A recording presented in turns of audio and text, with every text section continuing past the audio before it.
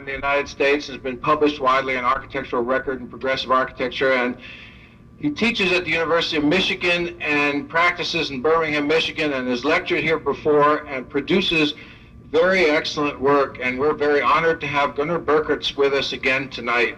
It's my pleasure to introduce Mr. Birkerts.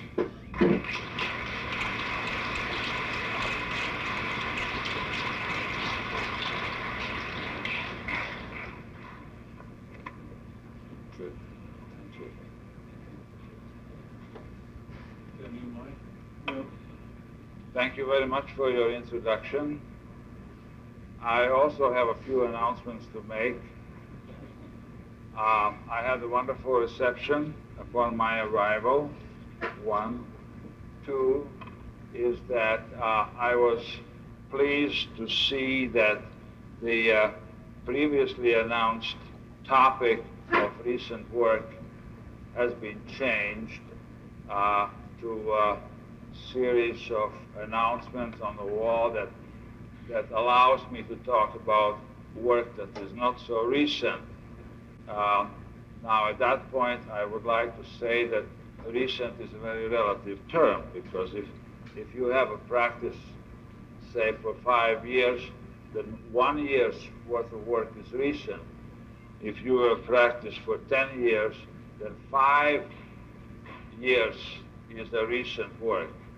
But if you have practiced for 20 years or more, then 10 years is a recent work. So I have with me today, and I have decided to talk about the 10 years of my work, which I consider recent, and for reasons that the work, I believe, is not in any way affected by form or addiction to an idiom, but it is mostly conceived with the same kind of methodology and attitude 10 years or 20 years ago as it is now, so that the project, the building, is probably as valid today, at least as I see it, as it was 20 years ago. The third, call it announcement, as I said, I would say, was that I apologize for not appearing last month around this time, as I was suddenly reminded about destiny and was taken out of circulation for a while. And a good friend of mine wrote and said, "I know why you are on your back, and that is because you keep pursuing your hedonistic desires at any cost." And that happened, so I had to pay for it. But I'm back on my feet, and I'm ready to talk to you and tell about a few things that have been on my mind. As a matter of fact, I feel very good being here for several reasons, and one is that I have been here before. I have been here before several times. First time, and there was no building for the School of Architecture. It was only a shack, a concert hut, and we tried to put a speakers program together, and I was one of the speakers. I have been in and out of Indiana for many occasions, and I feel here at home. Therefore, I'm going to probably say a few things more than I would usually say. Secondly, that I had a month to really lay still and think about matters, and I may let my hair down with you, whatever there is. As you know, I'm not going to let too much hair down with you, but some. And telling about my work in particular. You have to assume that, but expect it, that it will be a very presumptuous kind of presentation, because I am going to talk mostly about my work and my design attitudes and so on. You know too well that there are no overall textbook about architecture, because architecture is one of the most difficult arts to practice or in any way pin down, and there are as many directions, variations, and attitudes and opinions as there are individuals expressing them. So I'm going to talk strictly about how I feel about it. Whatever I'm saying is not necessarily the direction of architecture or where architecture should be going from my point of view. But if you really want to know, I think that's the way where it should be going. That's the hair letting down. I'm trying to be neutral, but at the same time, I'm by presenting my viewpoint, I think I am going to present what I think is the direction of architecture. First question is, who am I? Well, or before I can ask who am I still have to stay with architecture. There is no right and no wrong in architecture, as you have found out how many years you have been in architecture, from 1 to 4 or 5, that there are directions all over. There cannot be a right put together, nor there can be a wrong declared. So I come back to, again, that there may be as many directions and opinions as there are proponents. So who am I? I am an architect. An architect, by my definition, is one who designs and who also builds. Not everyone who finishes their architectural education becomes an architect or an architect builder. You may become a theorist, and we have plenty of theorists right now, as there are no replacements to the masters who had the ability to be notorious, known, and recognized. There are no architect who has produced work that is as recognized, as noticed, and as influential as it was with the modern masters. So what is the next thing you can do is try to do it with words. So you develop theories and try to influence the direction of architecture without drawing a line. Then there are architects who are journalists, who write about other architects, who either make them or break them if they want. And the same goes for architects who are architectural historians. We know of a number of architects who have been made, literally made, by architectural historians. So it is also a very powerful faction of architecture. There are architects who are purely artists, who finish architecture school or architecture and who draw pictures of buildings. And they either sell those pictures in galleries or give those pictures to somebody and say, can you build it? And there, you can find maybe somebody who can take that picture and build it. These are architects, artists. So it isn't said that when you finish the education of architecture that you necessarily will build buildings. This is up to you. Now, where I am, I believe in creation. I believe in that you have to build. And my whole thrust tonight will be on architecture that is built, or it is buildable, and that the creation is first, the building is first, and then the theory. I do not believe in theories preceding architectural concepts.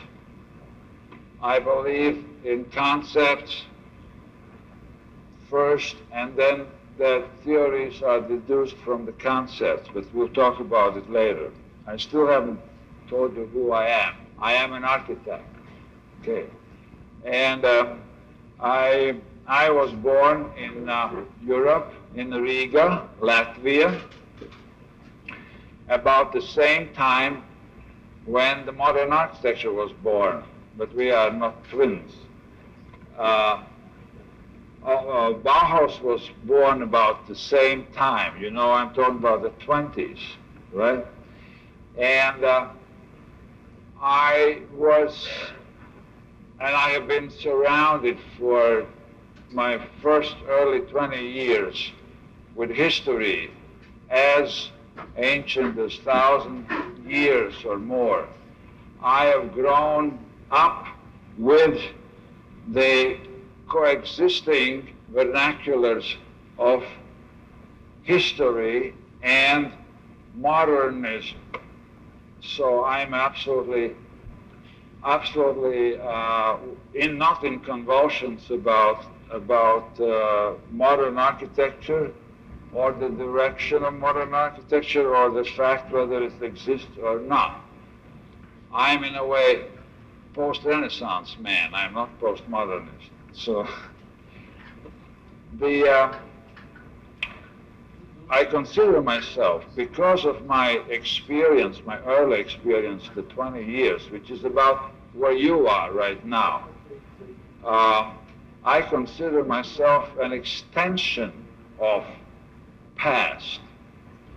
And in that extension, I, of course, include the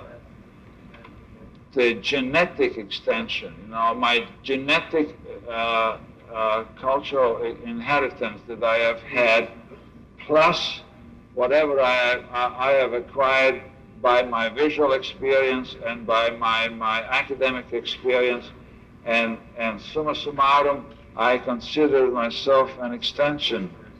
But I also have recognized the influences that took place at that time.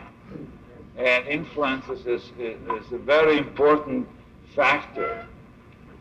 In the school, your influences are your teachers, your professors.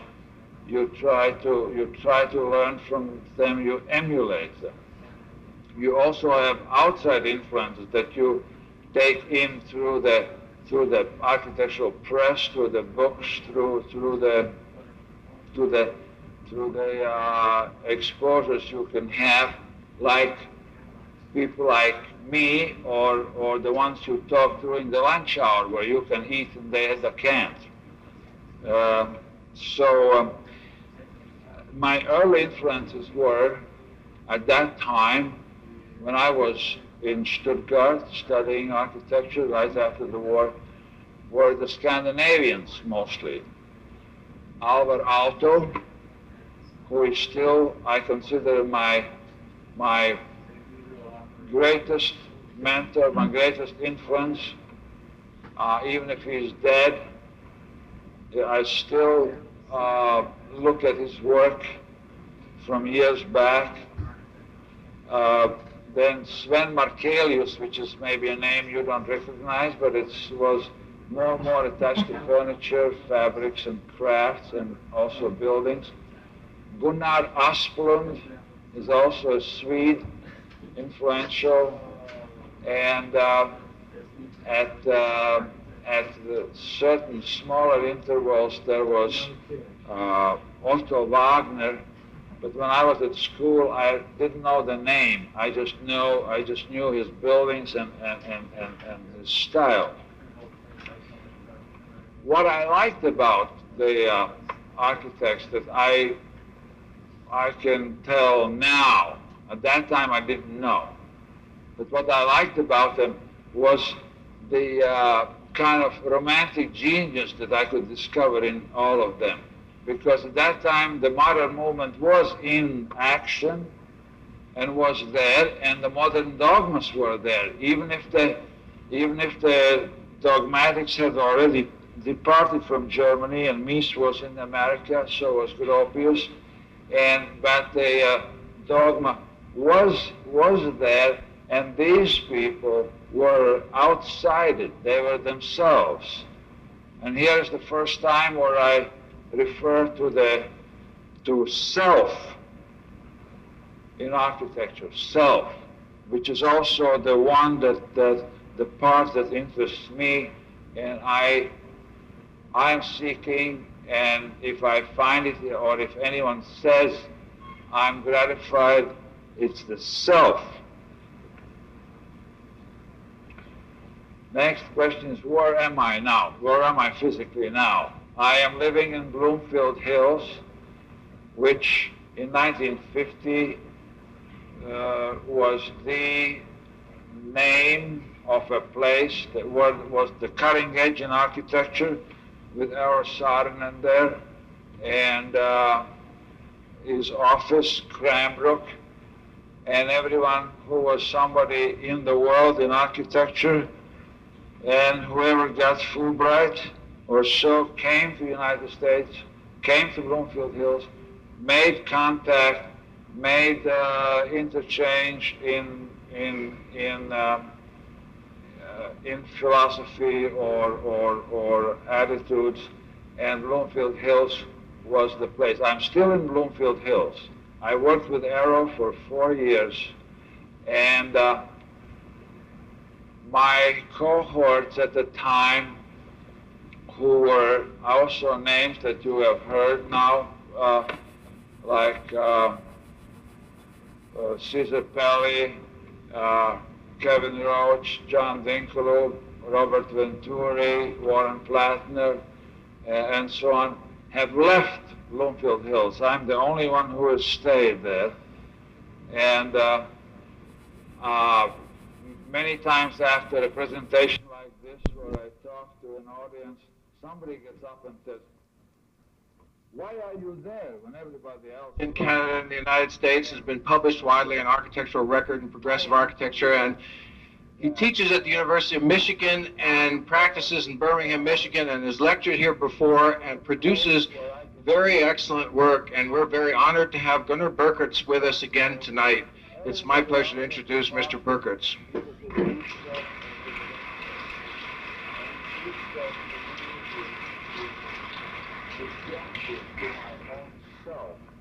It is so competitive. Thank you very much for your introduction. I also have a few announcements to make. I had a wonderful reception upon my arrival. 1. 2 is that I was pleased to see that the previously announced topic of recent work has been changed to a series of announcements on the wall that allows me to talk about work that is not so recent. Now, at that point, I would like to say that recent is a very relative term, because if you have a practice, say, for 5 years, then 1 year's worth of work is recent. If you have practiced for 10 years, then 5 years is a recent work. But if you have practiced for 20 years or more, then 10 years is a recent work.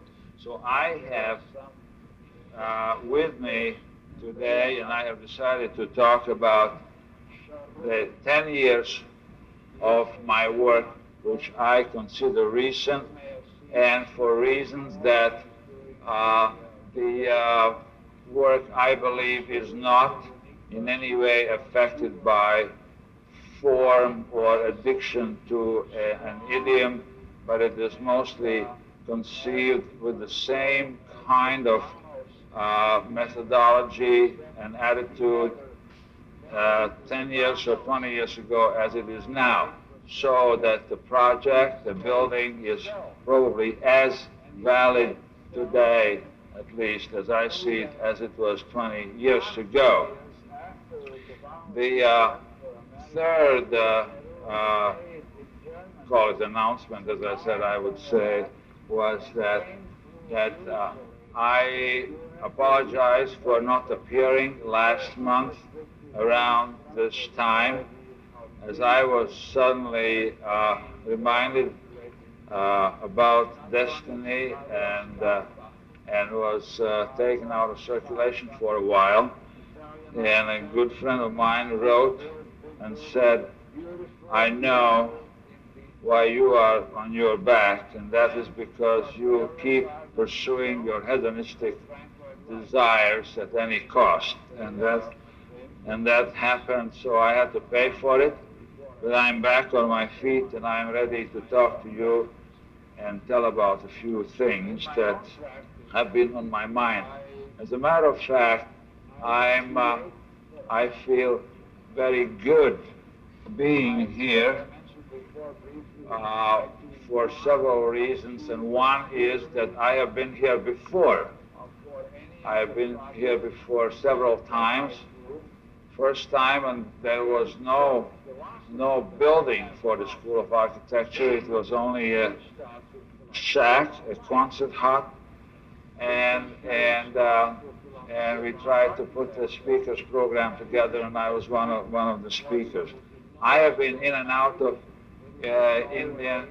Indiana for many occasions, and I feel here at home. Therefore, I'm going to probably say a few things more than I would usually say. Secondly, that I had a month to really lay still and think about matters, and I may let my hair down with you, whatever there is. As you know, I'm not going to let too much hair down with you, but some. And telling about my work in particular. You have to assume that, but expect it, that it will be a very presumptuous kind of presentation, because I am going to talk mostly about my work and my design attitudes and so on. You know too well that there are no overall textbook about architecture, because architecture is one of the most difficult arts to practice or in any way pin down, and there are as many directions, variations, and attitudes and opinions as there are individuals expressing them. So I'm going to talk strictly about how I feel about it. Whatever I'm saying is not necessarily the direction of architecture or where architecture should be going from my point of view. But if you really want to know, I think that's the way where it should be going. That's the hair letting down. I'm trying to be neutral, but at the same time, I'm by presenting my viewpoint, I think I am going to present what I think is the direction of architecture. First question is, who am I? Well, or before I can ask who am I still have to stay with architecture. There is no right and no wrong in architecture, as you have found out how many years you have been in architecture, from 1 to 4 or 5, that there are directions all over. There cannot be a right put together, nor there can be a wrong declared.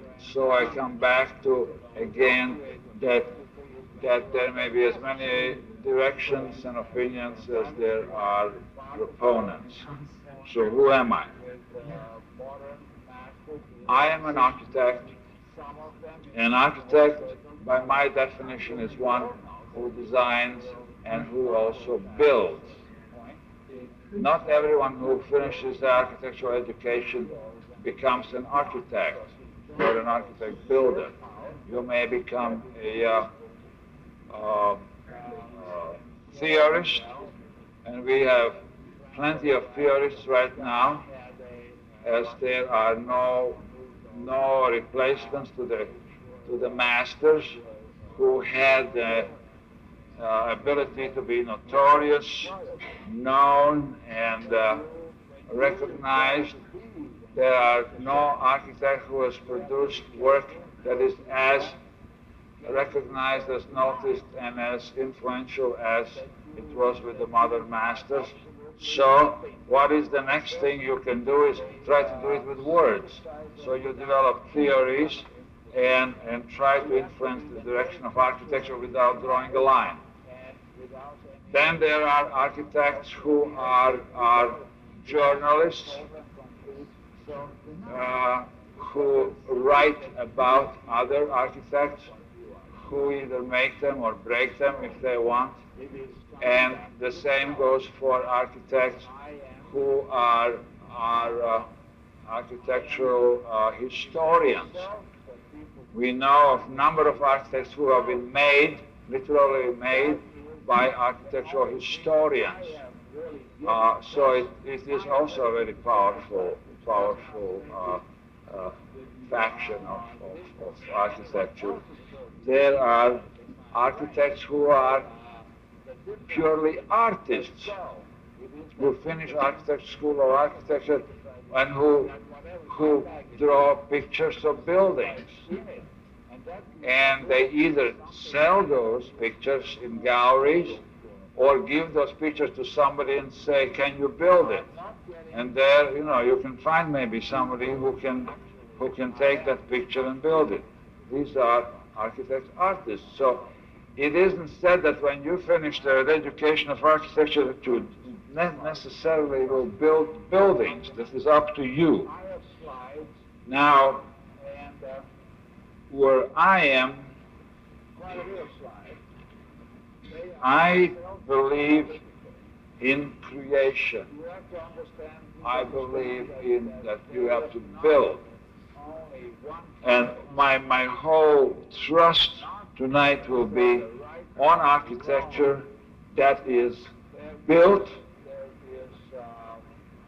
or it is buildable, and that the creation is first, the building is first, and then the theory. I do not believe in theories preceding architectural concepts. I believe in concepts first, and then the theories are deduced from the concepts, but we'll talk about it later. I still haven't told you who I am. I am an architect. Okay. And I was born in Europe, in Riga, Latvia, about the same time when the modern architecture was born, but we are not twins. Bauhaus was born about the same time. I'm talking about the 20s, right? And I was, and I have been surrounded for my first early 20 years with history as ancient as 1,000 years or more. I have grown up with the coexisting vernaculars of history and modernism. So I'm absolutely not in convulsions about modern architecture or the direction of modern architecture or the fact whether it exists or not. I'm in a way post-Renaissance man. I'm not postmodernist. So I consider myself, because of my experience, my early experience, the 20 years, which is about where you are right now, I consider myself an extension of past. And in that extension, I, of course, include the genetic extension. You know, my genetic cultural inheritance that I have had, plus whatever I have acquired by my visual experience and by my academic experience, and summa summarum, I consider myself an extension. But I also have recognized the influences that took place at that time. And influences is a very important factor. In the school, your influences are your teachers, your professors.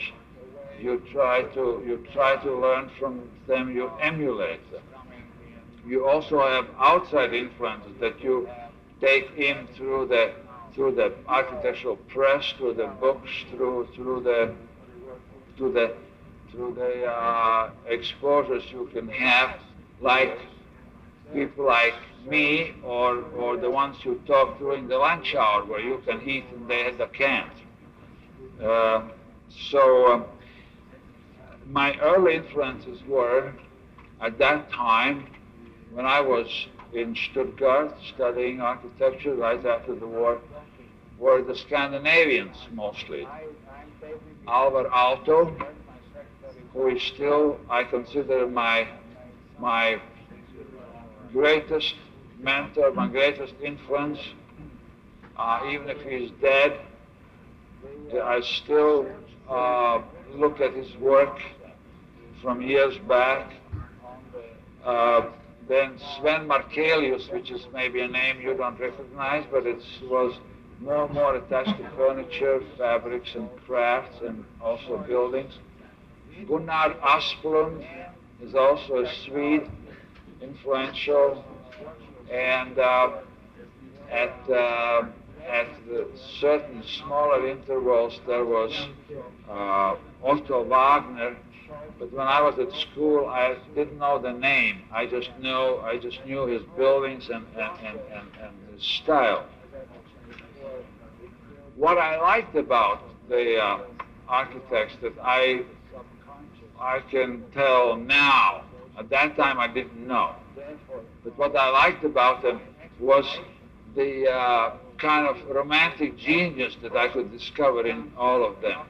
Because at that time the modern movement was in action and was there, and the modern dogmas were there, even if the dogmatics had already departed from Germany, and Mies was in America, so was Gropius, but the dogma was there, and these people were outside it. They were themselves.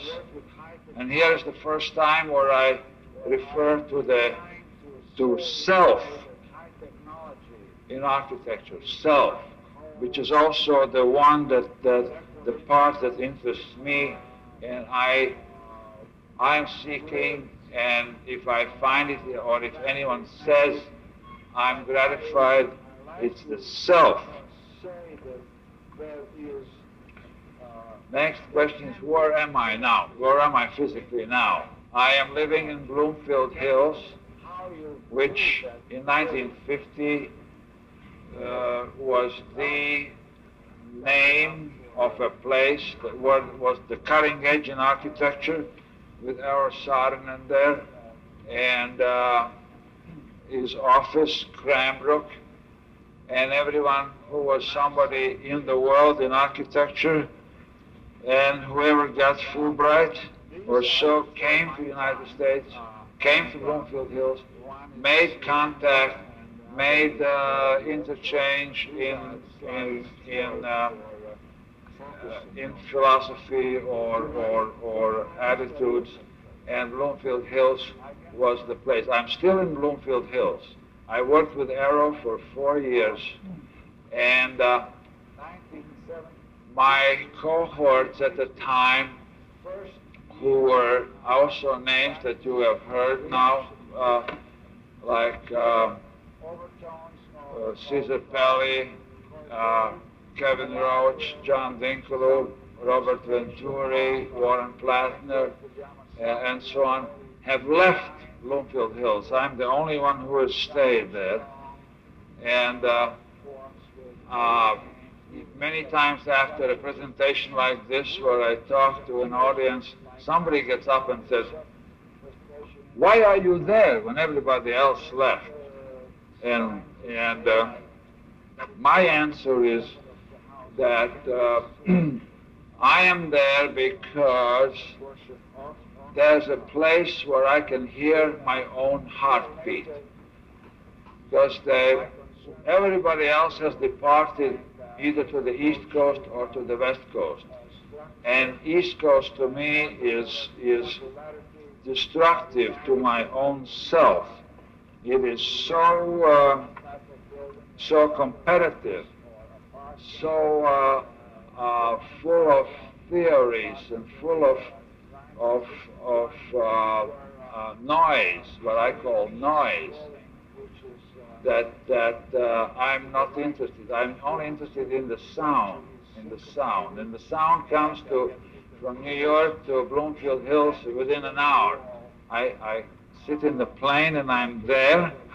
I have lunch with John Dixon, and then I'm back in 2 hours, and I have been impervious to all that, what's going on there, because there is a very strong and potentially destructive current going on. Now, there are few words for my late influences that are post school, post Saarinen, and post Yamasaki. I was with Yamasaki for 4 years, and there are some influences that are post, and they are Hans Scharoun is a German architect. You may have seen his symphony hall, and he's doing a museum now. And Hans Scharoun is a unique person because he was as strong and as influential as the Bauhaus team members, except he never fell into the Bauhaus infrastructure.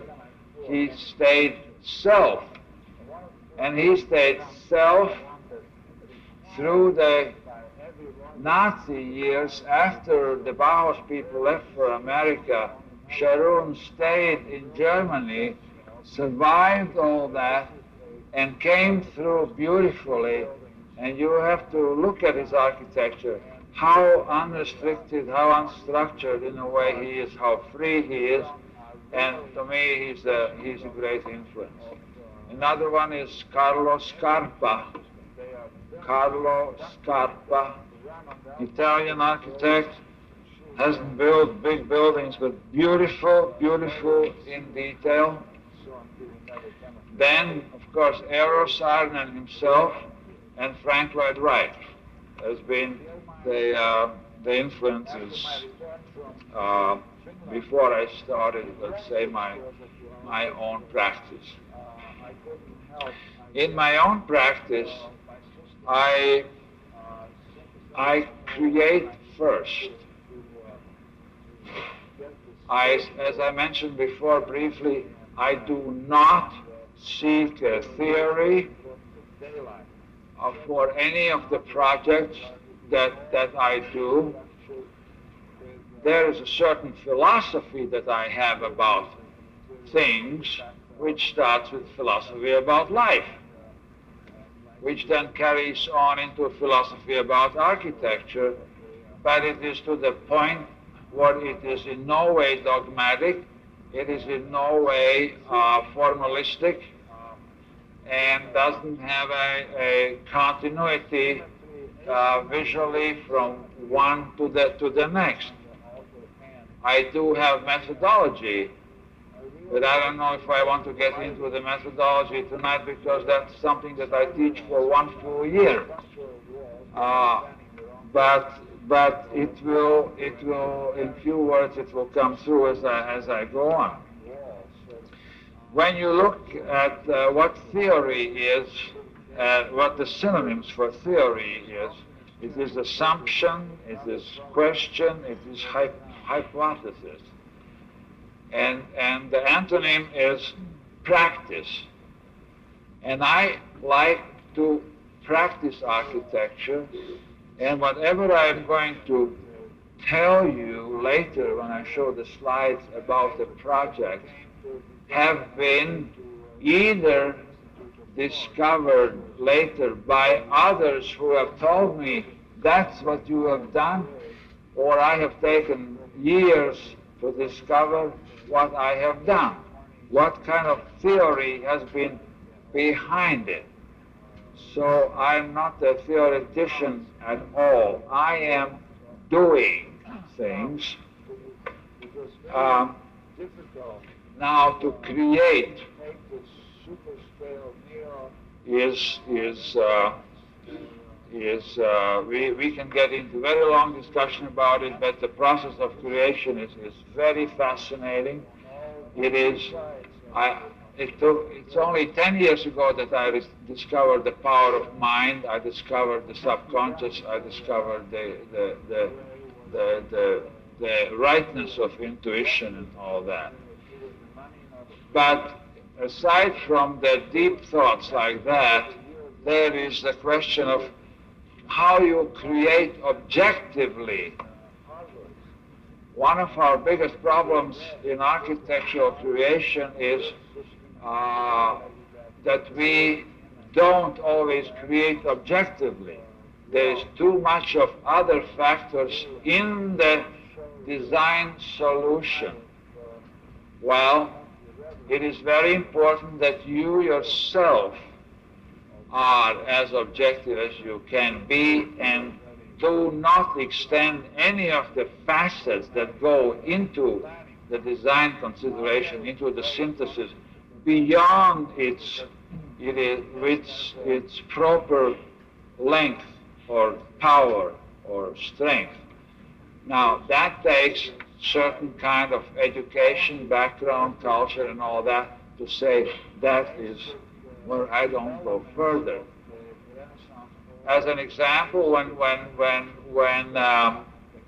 you don't create objectively is when you are dogmatic, and that is where part of our falling out with modern masters is that some of them, if not most, were dogmatic.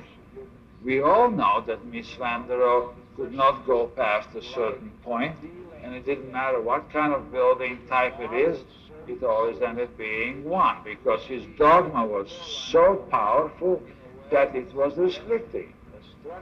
And so, well, Frank Lloyd Wright, thanks God, had a much more consumable dogma, which were livable and more enjoyable. When you try to be and create objectively, you have to be careful that you don't get into self-denial. that you are absolutely nothing, that you are just a synthesizer without any kind of input in you. Now you have to be then very culturally deprived and without any cultural heritage or whatever to come to a total and complete self-denial, because there is something that you feel about what you are doing. So it is coming back to the self, and I am, if there is self that people find in my work, I'm proud of it, because that is the only thing that I have really given, plus my ability to synthesize, which does not maybe differ from anyone else's ability to synthesize in my brain. The difference is that self. It is that in the process of synthesizing, that whatever my baggage is synthesized in it, and that gives that little something that is special for the. I'm not getting in deeper. Actually, I am much deeper into the creative process. I am much deeper into the subconscious part of the creative process, but not tonight. I have slides, and quite a bit of slides. They are self-analytical. You have to understand, please understand that there is not only one kind of architecture. It is not, as I said, the right and the wrong. There is many ways to resolve the problem, and that depends again on the one who synthesizes, who gives his self to the problem. There is, of course, what I call the biotechnical architecture, which is a simple, accommodating architecture. Bio means that it is based on biological need for this wide and this high, this long, and to do this flush down or whatever. And technical is what technology can accommodate. So that's that, and then 75 or 80 or 90% of our buildings are biotechnical. They have no need to be expressive of any other qualities. Maybe they don't have to be symbolic. They don't have to express any metaphor or symbolism or other quality that they.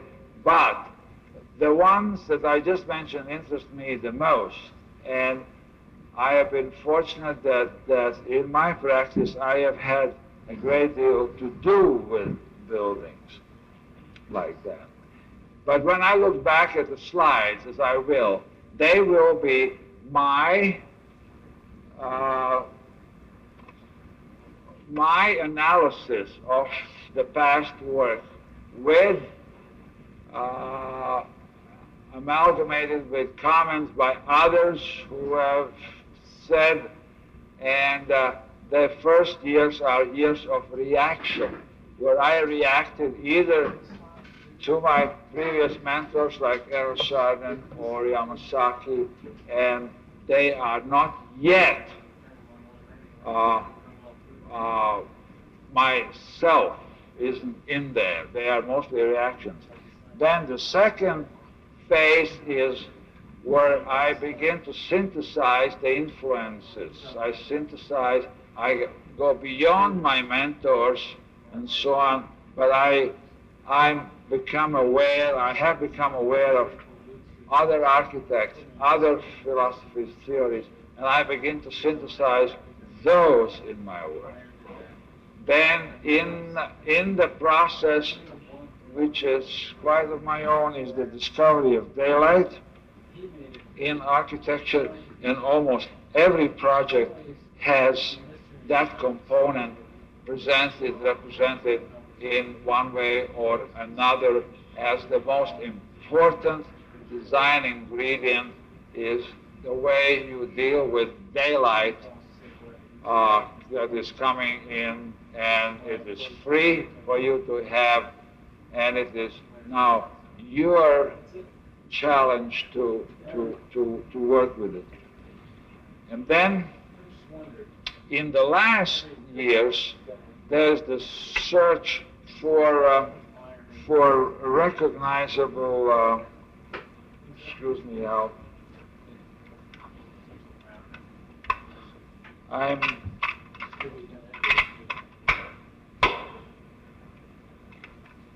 I guess I'm talking either slower or faster because I'm taping it to let my secretary transcribe it because I have made some confessions here, or I will, that should be recorded. Now, the search for recognizable concept is on the last part, or the later 10 years, is what has concerned me. The appropriateness of choice in materials and technology, and choice in structural systems were definitely, they have not been consequences of givens, but they have been choices well considered. And in the whole process, as I mentioned before, it will be also a great deal reliance on the subconscious in the conceptualization phase. And therefore also my explanations that I will give you will be mostly post-concept and not pre-concept. If I say this is that, put it in the past tense. It was that, but I wasn't aware of it. And the very last years were ones that I have spent considerable time in my way, again, to work with high technology, where I'm trying to say in a way that high technology is not called rectilinear grids, factory-made, but I like to say that there can be poetry in high technology. Depends how you use that material. So, well, that's enough for talk. And may I start?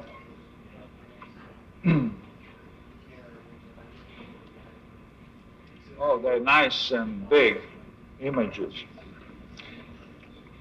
Well, these are before my time, and one is Siena and the other is Orvieto. These are slides for focusing mostly. Do I control this or you control that? I can?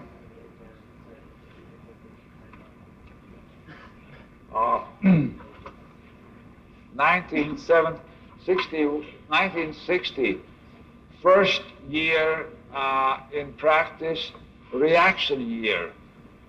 Here, overtones of Corbu, Palladio, some frustration of having worked with Yamasaki and the very fine, intricate forms, wanting to come to strong forms with overhangs. Even if the structure is in wood, it appears like concrete, so there is certain frustration in it. But first signs of daylight that is brought into the center of the house can be seen in the center portion of the house. The year later, my concern with Mies van der Rohe and his approach to structure and modularity, regardless of whether it's one type of building or another, office or apartment. The one in the background is an apartment building that I designed in '61, where vis-a-vis Mies building, which is to the right, you can see that the structure is syncopated, and it appears in the exterior wall in locations where it does not interfere with room layout, vision, and it's always in the room corner. So some dissatisfaction with the years of reaction, as I would say. Small office building for a gas refinery plant in Detroit, where I break my first promise after leaving my Aero Saarinen practice was. When I was with Aero Saarinen, they were the glorious years there when he worked in General Motors Technical Center, which practically was the time when the new technology was born as new materials, methods, and were invented, from extrusions to rubber glazing to colored glass to integrated ceilings to rubber glazing and so on and so on. It was all technology oriented. And I left and I said, I don't want to see any technology for a while, neither can I afford any research to do it. And one of the first buildings that come is one that requires, by every logic, requires that it is impervious skin on the metal, on the building, and it turns out to be a metal skin. So this is one of the first skin buildings done, and also when you notice the projecting parts in the front are really expressions of air conditioning system. They are duct runs that run on the outside of the building and shoot air in, thus lowering the ceiling height and so on, giving other benefits to it. So again, reaction years. Here after my return from Finland and my direct exposure to Aalto's work, I couldn't help, I guess, my system synthesized it all, and I began to get the spatial feelings and a realization of the importance of daylight. Church in Ann Arbor, where it is all concrete structure with only wood used as the material for the tactile areas where you touch, and light fixture where you want to get some warmth, sort of from the light source, and a simple basilica form with asymmetry within symmetry that is created on the outer end. A real breakthrough here is the lighting. The side walls, which are really structural walls that are spanning the wrong direction, the long direction, and carrying themselves and becoming walls, so are using as reflectors for giving daylight to the interior. This notion is carried further in other projects further down.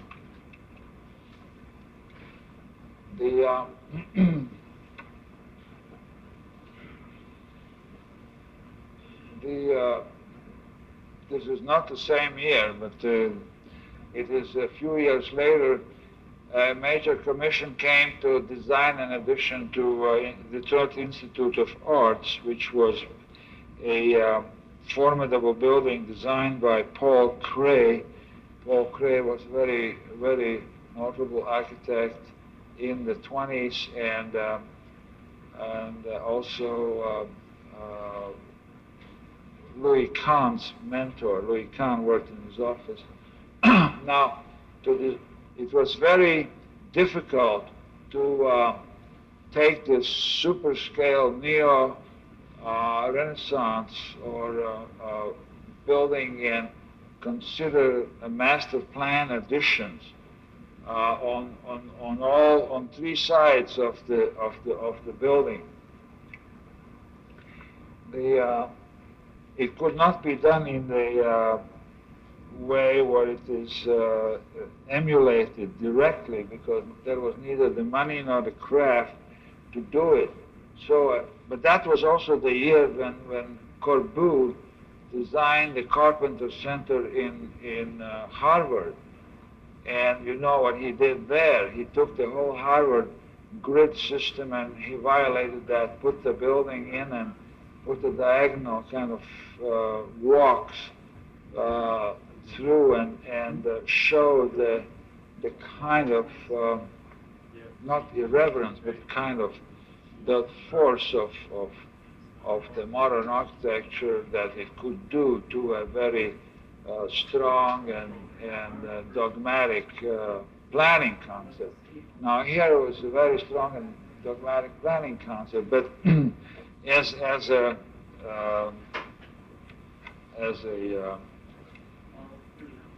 response to this, I was only working with the basic elements of the Renaissance order, the base, the mid portion, and the cornice, which became the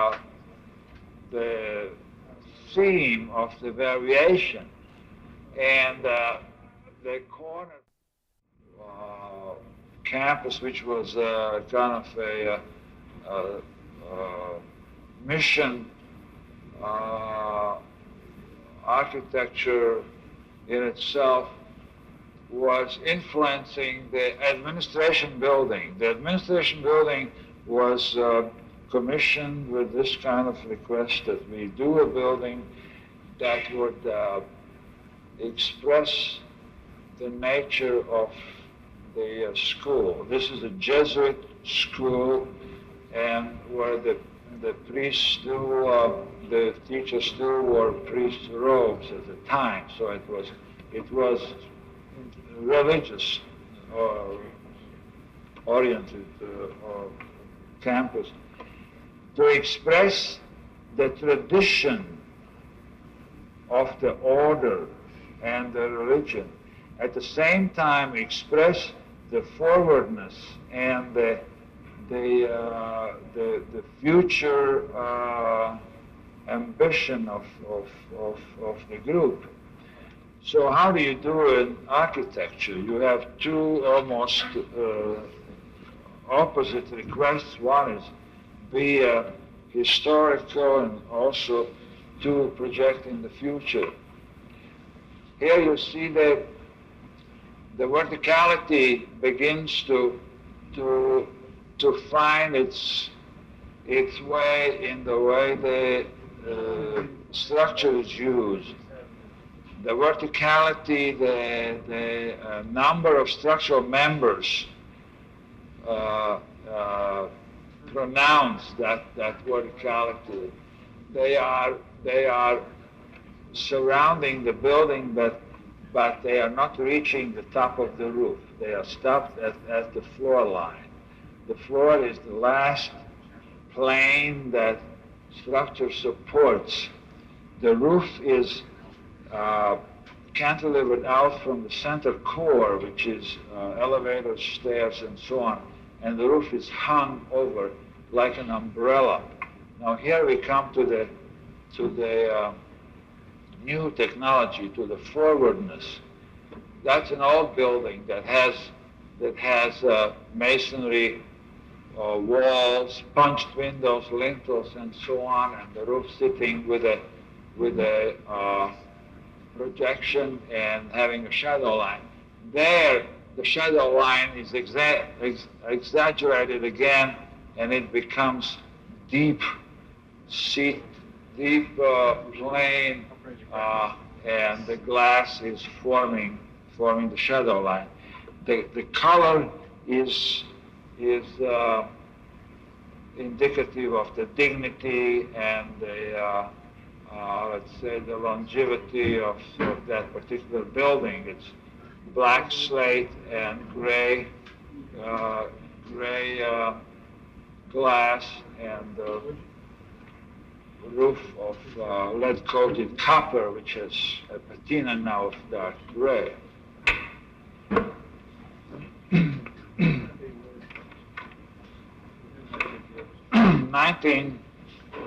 1965 was a year that you may or may not remember, but that was a year when the country was quite neurotic about the fact that there will be population explosion that will reach its peak about the year 2000, and we succumb to the typical American phenomenon where we believe the statisticians. The statistics tell us something, and we bias it. We don't understand the statistics, but we believe the statistics. That was the year when Paulo Soleri was building his big mushroom cities that took 4,000 people, and he could free the land and put people in these containers. Kenzo Tange built a floating city in Tokyo Bay over Tokyo. There was a Greek architect, Doxiadis, you may have heard, who predicted that the whole East Coast will join the West Coast, and America will be one big megalopolis. That's where the word came, megalopolis. Civilization will crawl from one end to the other. And we were influenced as architects at that time. That was the time when megastructure was born. The word megastructure and the exploits of joining structures together, building big buildings that were unified, that had the living and commerce and so on. Now, in that year, we received a commission to build a college in the South, Tuvalu College, which was a black college, commissioned during the civil rights years. We had to build it so that it could be accomplished in several years. That required systems building. So we designed a system that would be able to be extruded and erected at will at the quantities as needed. The main elements were the caissons that came out 30 feet on center, and in between everything else was precast and put up like a tinker toy. You see those round knuckles that were there, able to take beams from four sides and create the structure. Inside and out were very similar. You could build a building and create interior spaces outside as well as exterior spaces inside. So the structure was that versatile.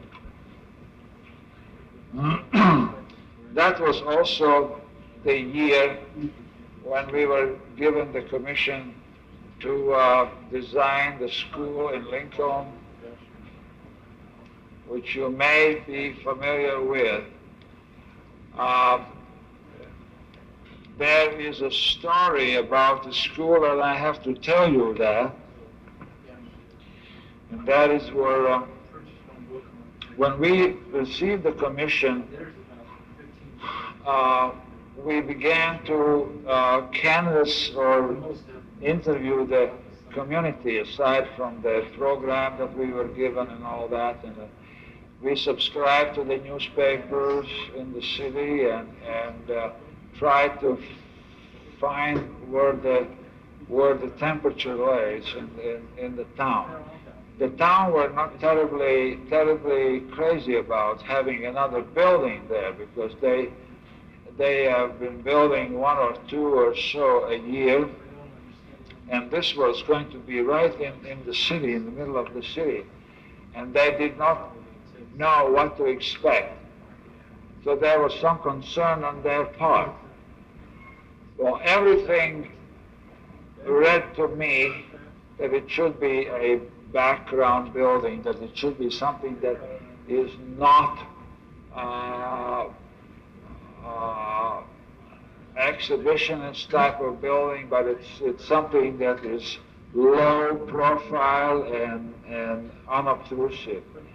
We tried to, and we succeeded, giving the rest of the land back to the city to use as park or use an off hours, and the building itself we concentrated in the smallest form, which is a rectangle, so it's a small form in itself.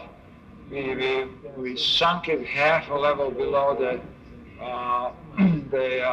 sidewalk line, raised up a berm, and planted trees on top, as you see in the left slide. It was supposed to screen out the building in 5 years, and I understand that it is doing that now, the building, even if the townspeople are used to it and maybe not carry the same kind of feeling. But to an architect, that is very important consideration. That is, you have to consider what the client says, what the user wants, and then what the receiver wants. That the building gets received, that becomes an urban element, urban structure. Where it is interesting that's the first school building ever built that is energy conserving, as far as I know. We were asked to do it so that it could be used in summer, air-conditioned, for court proceedings and summer school and so on. So no money available to build an air conditioning. We have to work with the available elements and economize to the point where we can afford to the air conditioning system. So it led to an energy conserving building. There are a few things that have to become textbook cases here. I don't know, is this working? Yeah. One is the here you have to see the daylight coming in surrounding the center hall. The daylight comes in there. It is admitted through this grilled wall into the center room, but also reflected into the upper corridor and reflected into the lower corridor. So with one source of light, you can light 4 spaces. That's all the daylight you need. If there is any inefficiency, maybe there is artificial light needed, you can do some task lighting to implement that. But for awareness and all that, that's all you need. The other is this device. I call it device by now because that was an invention, in a way, is that classrooms, where the windows are put in the corners of the room. And that's where the window belongs anyway, because punched window is the worst kind of lighting space. because as the light comes in, it has to hit the surface, and that surface becomes reflective, and that surface brings light deeper into the space. So, cutting one window, but allowing two spaces to look through it, you save one heat loss or one heat gain in the whole process. Now you see now that it has disappeared as promised. That's Eliel Saarinen tower looming up there. But the school is going into background.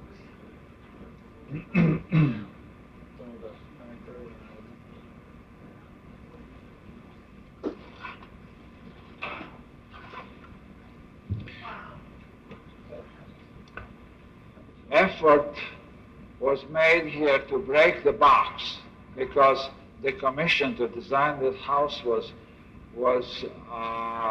given, and the owners desired to have something that has the feeling of the island or the Greek island architecture, which, as you know, is a polygonal type of architecture.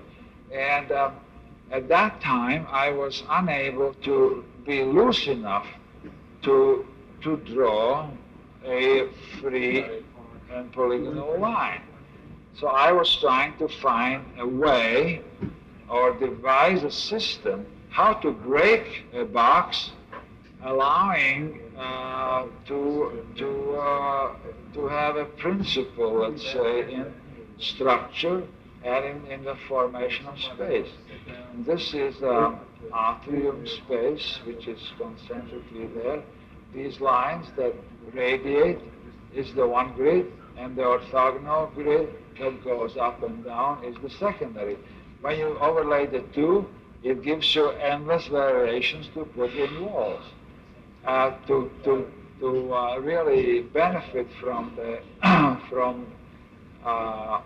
this is a very small house, but you have notice the openings here, and along here, and that are there, so that you can have a view coming in here, going right through, going and so on. So you begin to give that house a very large visual appearance, even if it is small. It is. These are not there just for the fun. These are there because there's a neighbor house here, so that these act as blinds. But when you add up the light, the glass that is there, it is like a big window there. In section, it deals here with again with daylight. There's the atrium is covered with a pyramid, which is truncated, and the top is turned in, and it takes in light and bounces back on these walls. These are the walls which are really lighting the interior. Then the upper roof is raised from the lower roof with this space, which is this space. And that goes all day long, regardless of where the sun is, there is reflection coming in here into the interior by the use of light. The fact that it is lifted off. That's just for record. It's a bridge library done for Houston, for Corning, New York, and which is a city divided by a river in two. And if you have a city, that means a city library, which is one, and the city is divided in two with a river, where do you put it? You put it right in the river. And so that became a bridge.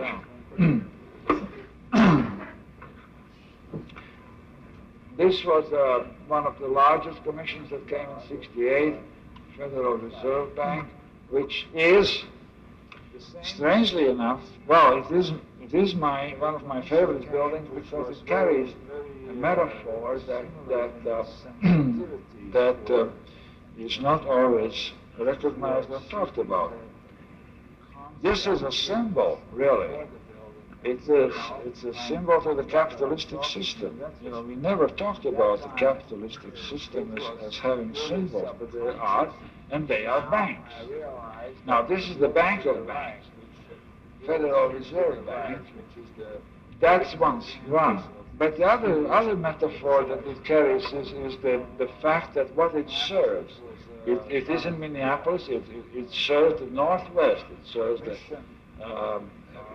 the Minnesota, the Dakota, the Montana, the Northern Michigan, and so on. And they are very, very serious and tough states with landscape-wise, prairies, and there are mountain ranges, and there are severe weather. There are floods, rains and floods where thousands of livestock may drown, or they are snow drifts where calves die, and you know it is a region of scale and hardness. So I try to, you know, this is again retrospect, express it in the boldness by the use of the structure, in the severeness, and also in the fact that the materials used are granite, which is the base of the region, and granite, steel, and glass. There are only three things that are there. The structural system is incredibly simple, and if somebody doesn't like the building, it's mostly because they said, gee, why didn't I think of it before he did? So, as you see, the blue part is the one that is the opposite, that's the arch. The world's smallest museum, art museum, is in Houston, Texas. That was so small that it didn't know what to look like. On the right side was a residential area, on the left side was a commercial and area which also contained Mies van der Rohe's formidable museum, fine arts museum. So here we begin to start talking about high technology and maybe poetry and art. So the building decided not to be a building, but to be sculpture. Now, how do you decide not to be a building? Well, for one, you leave out everything that makes building a building.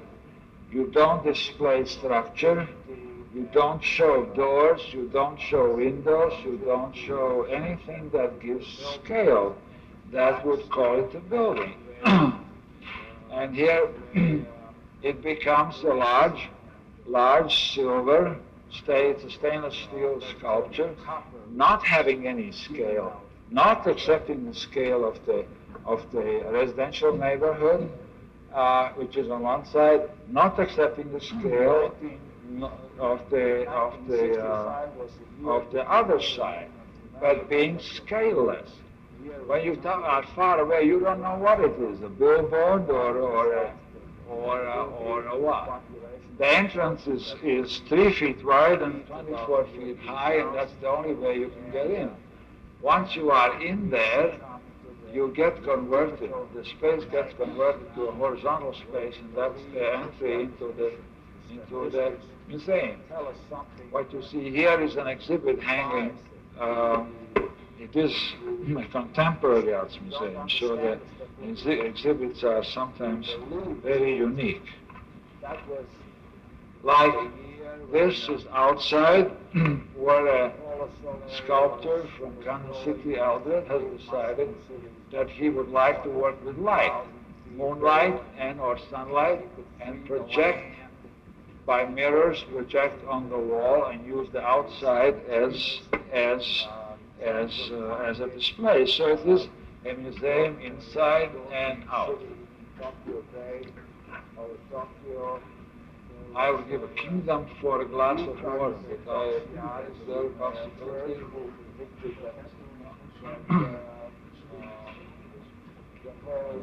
Thank you.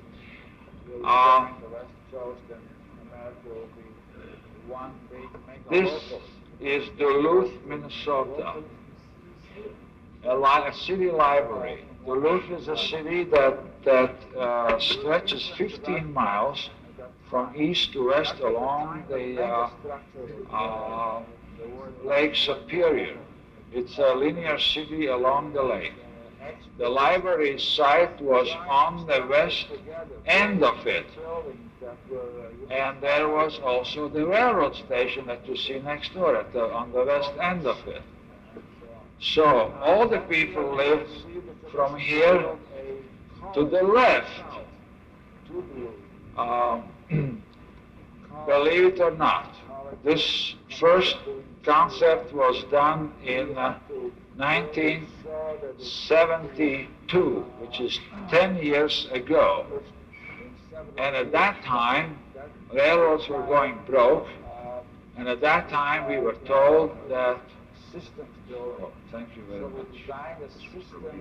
Thank you very much. Being able to be extruded and erected at will at the quantities. At that time we were told also that the station will be demolished.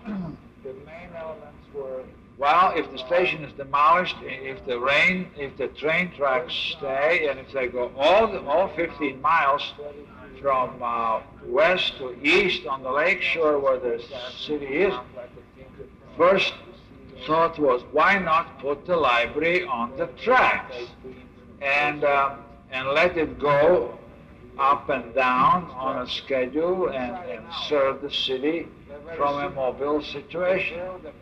Now that didn't go over big, but something stayed.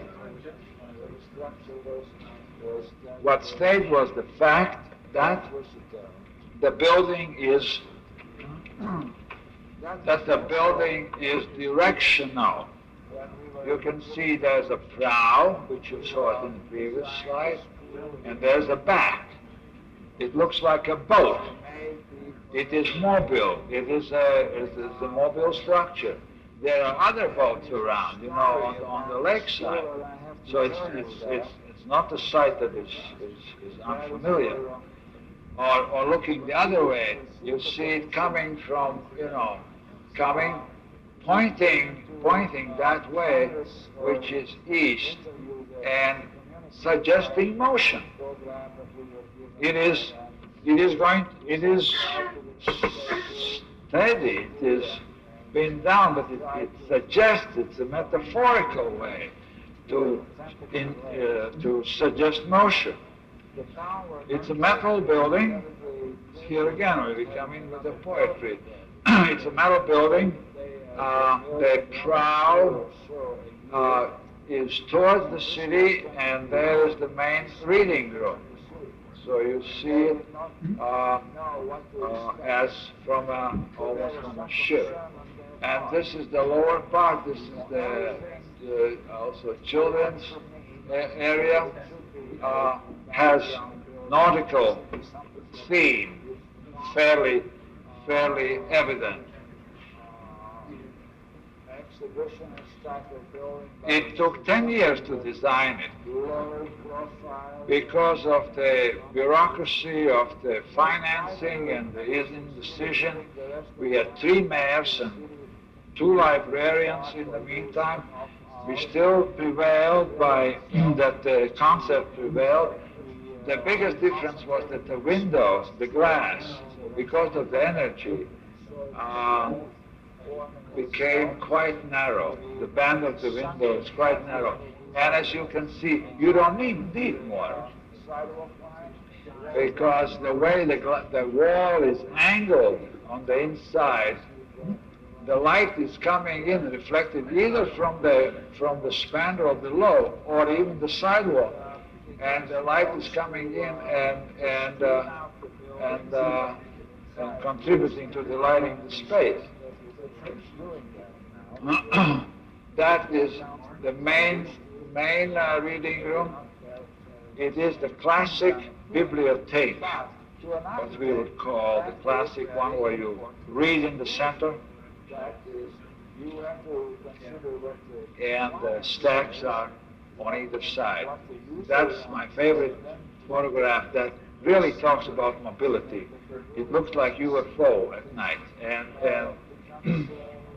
so.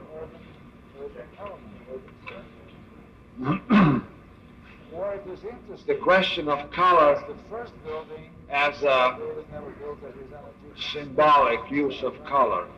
We were asked to do it so that a large computer building, the IBM main computer center, which has several acres of computer and hundreds of programmers, built on a virgin site, never built before.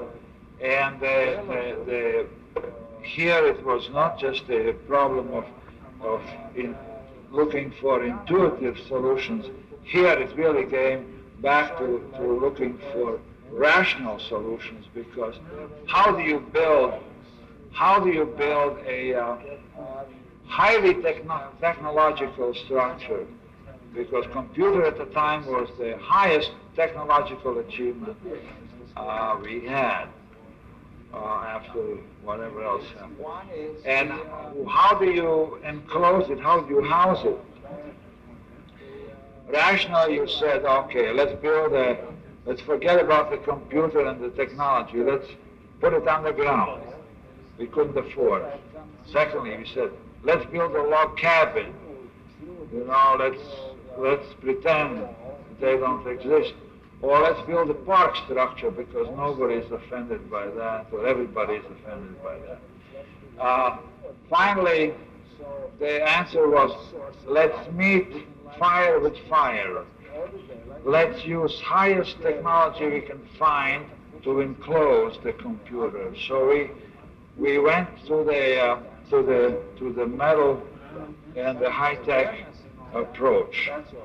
But where the red comes in is the realization again at the times there was concern when the computer came out big, was concerned that the human will be dwarfed, submitted, and abused by the computer. So here it is, in a poetic way, a little line drawn between the computer and the man. See, the computer is behind the gray area always. It doesn't need daylight or anything. The programmer is in the glass area. But between the two, there is a line that says, "Watch it, brother, because you may get eaten up." And here, the building itself is scaleless. Again, there was no need for scale because it was out in no man's land. It was alone.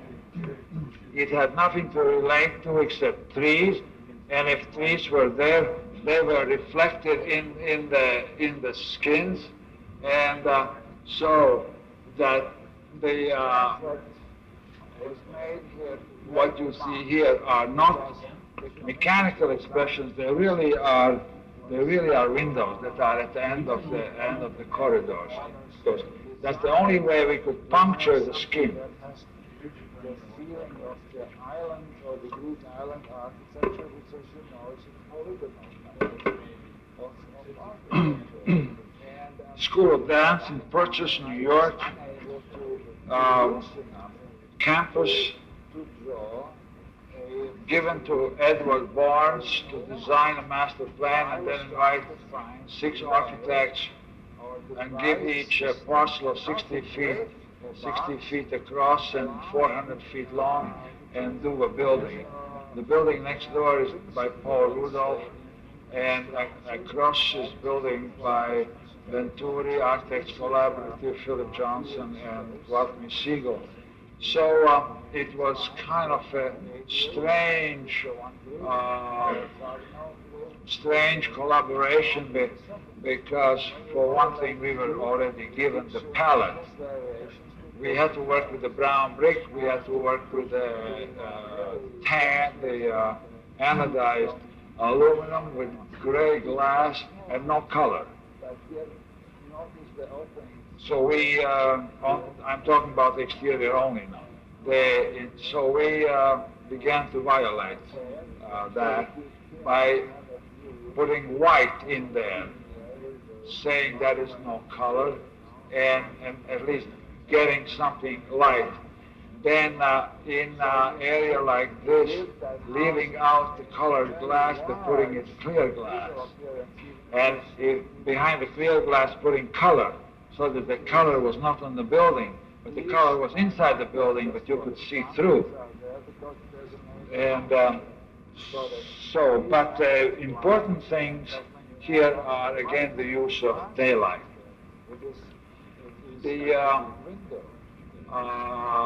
extension here that you see is a finger that is an extension of this corridor, and that connects to an overall canopy that connects the whole campus.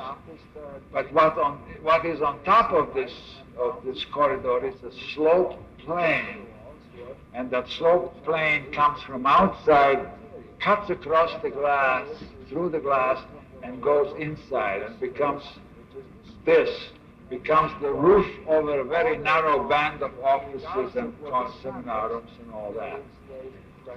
It is not only the roof, but it is a reflector. It is a reflector that takes the daylight that comes in once again from the top, gets reflected into the corridor, and then into the studios that are behind here. They also have the upper part of glass, and if you have a city that needs a city library, which is one, and the city is divided in two with a river, where do you put it? You put it right in the river. And so that became a bridge. All right. The upper part of glass is there to expand visually the space itself. The space is expanded already by the use of mirror, which the dancers need for their own control. But then the space is more expanded more. It gives the airiness through that kind of thing. At night it's reversed. The light is put in there, and this surface then again expands the space. So daylight is a consideration. Going into a different kind of metaphor is this little red building that is built there by itself.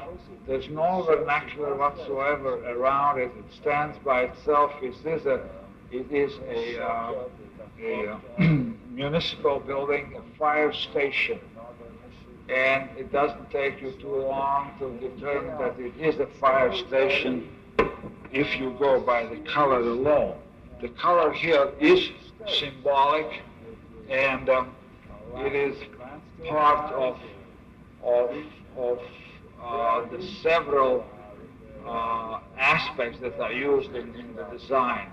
First of all, it has three parts in itself.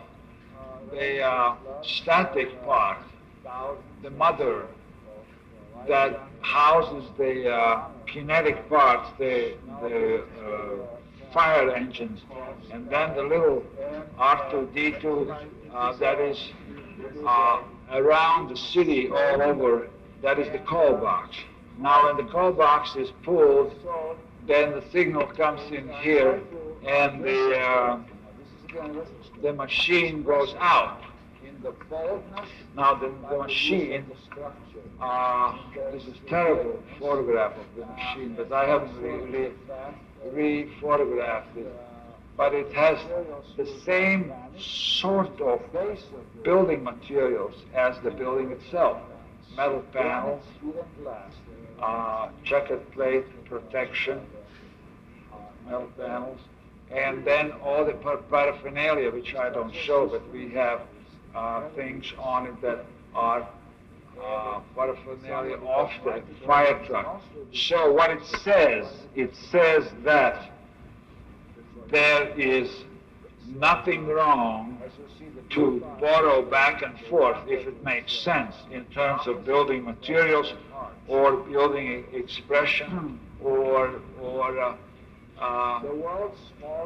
and here you see going further, even the strobes are used on the corners when the alarm is on. These go on and announce that there is activity going to take place in that area. So it is a metaphor in a way where you use the icons or the materials to establish kinship between the enclosure and the content if it makes sense. In this case, I believe it makes sense to have the fire truck and the fire enclosure have similar characteristics. Certainly, if it is in the middle of the city, maybe, and it has a vernacular around it that is entirely different, colonial houses and all that, maybe it doesn't make sense. But there, as it was, sitting alone in the landscape, announcing its existence, it makes sense to me. Not except in the scale of the residential neighborhood. The same year, it's office building that is interesting in its detail. From the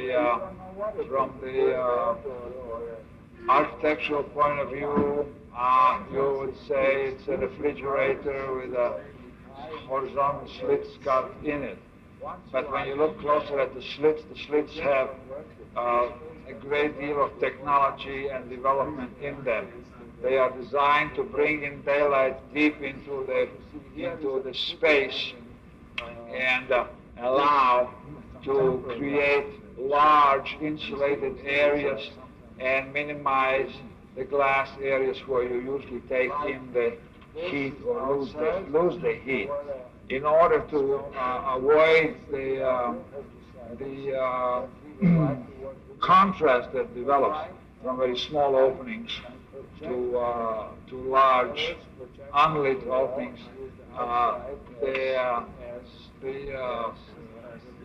that is achieved. To avoid that, that's achieved by creating, as you will see later on, a system of reflectors.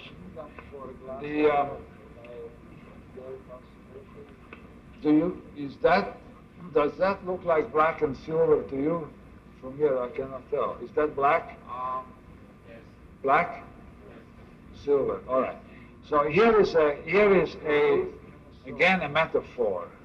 The color is used as metaphorical expression to recognize the building orientation, to recognize the fact that the building is responding to its exposure.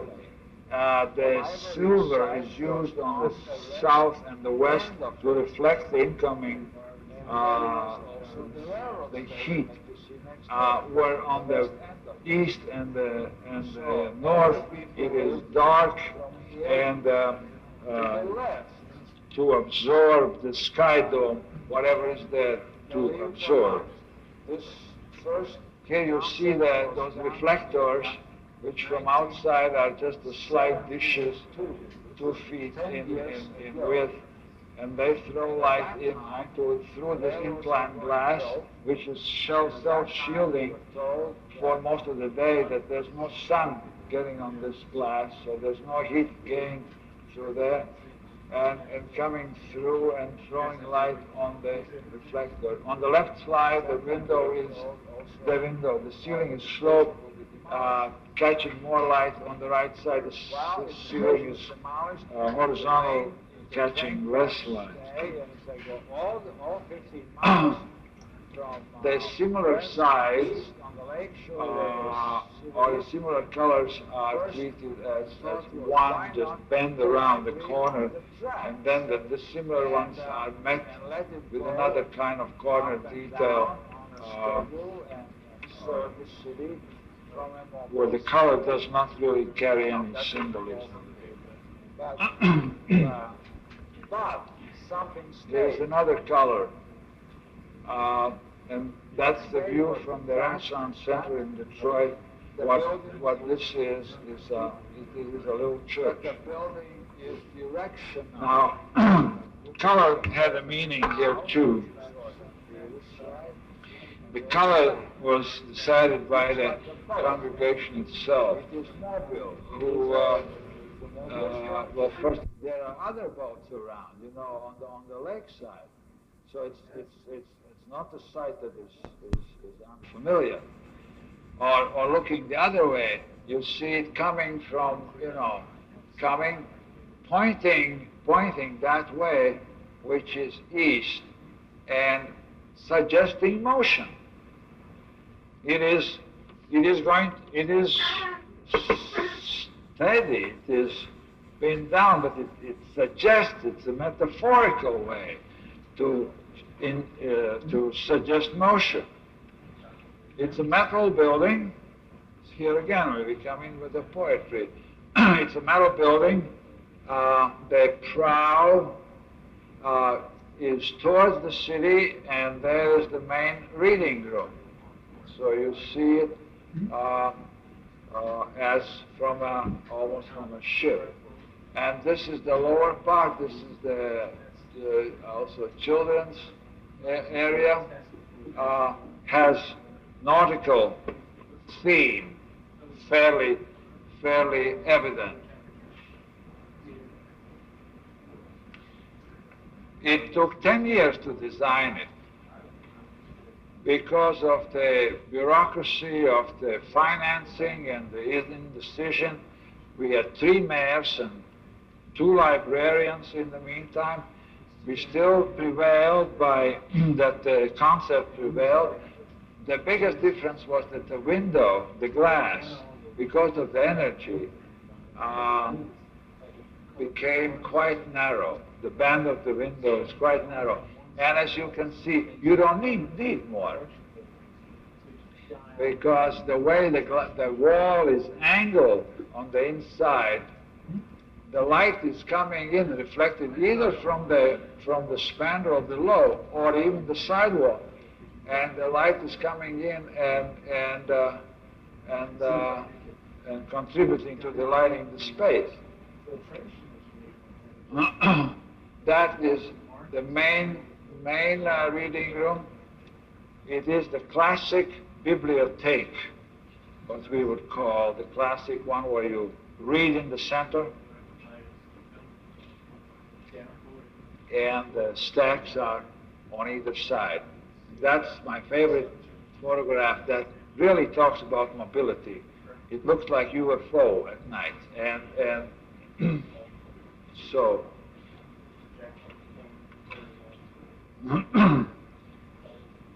the question of color as a symbolic use of color. A large computer building, the IBM main computer center, which has several acres of computer and hundreds of programmers, built on a virgin site, never built before. And here it was not just a problem of looking for intuitive solutions. Here it really came back to looking for rational solutions, because how do you build a highly technological structure because computer at the time was the highest technological achievement we had after whatever else happened. And how do you enclose it? How do you house it?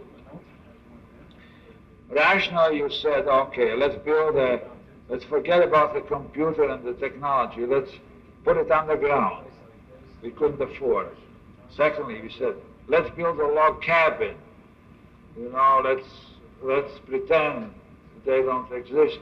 Or let's build a park structure because nobody is offended by that, or everybody is offended by that.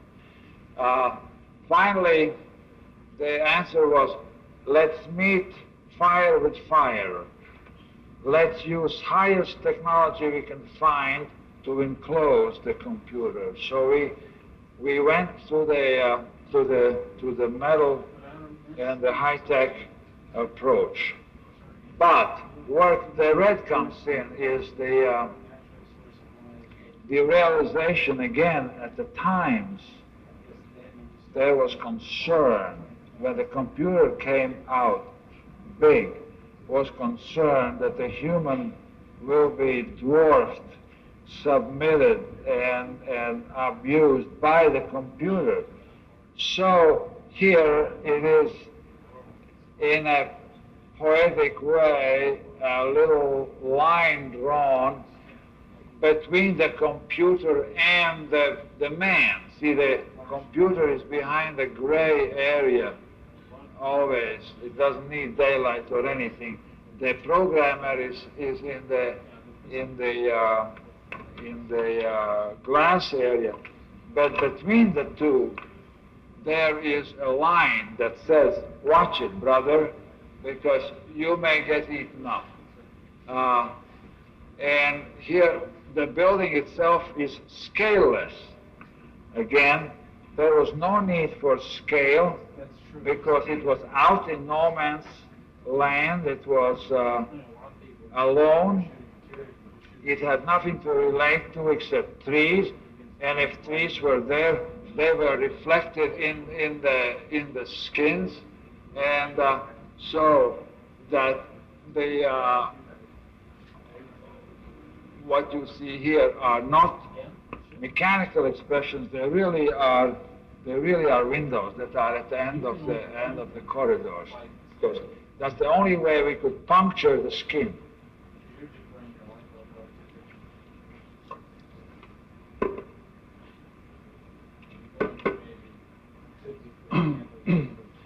School of Dance in Purchase, New York. Campus given to Edward Barnes to design a master plan and then invite 6 architects and give each a parcel of 60 feet across and 400 feet long, and do a building.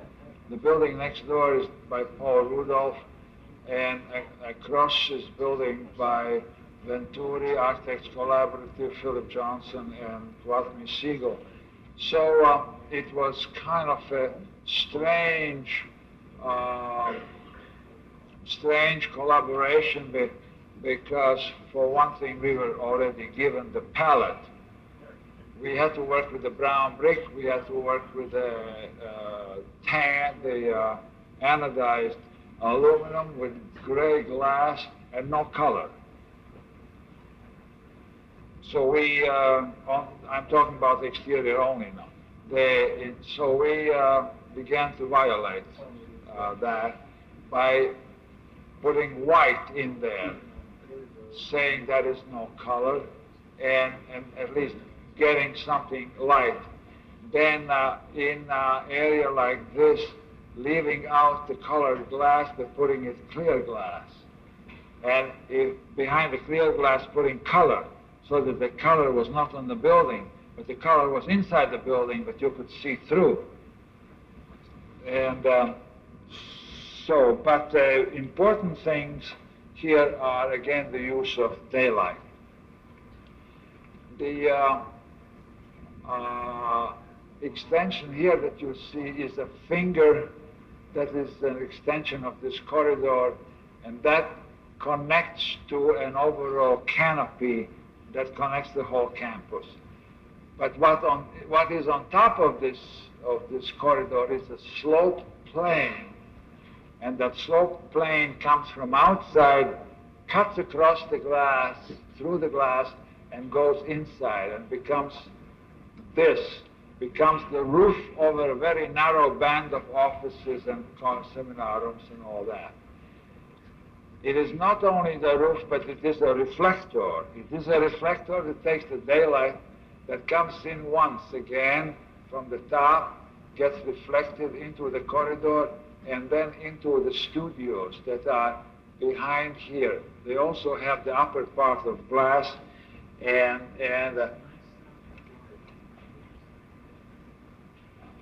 no.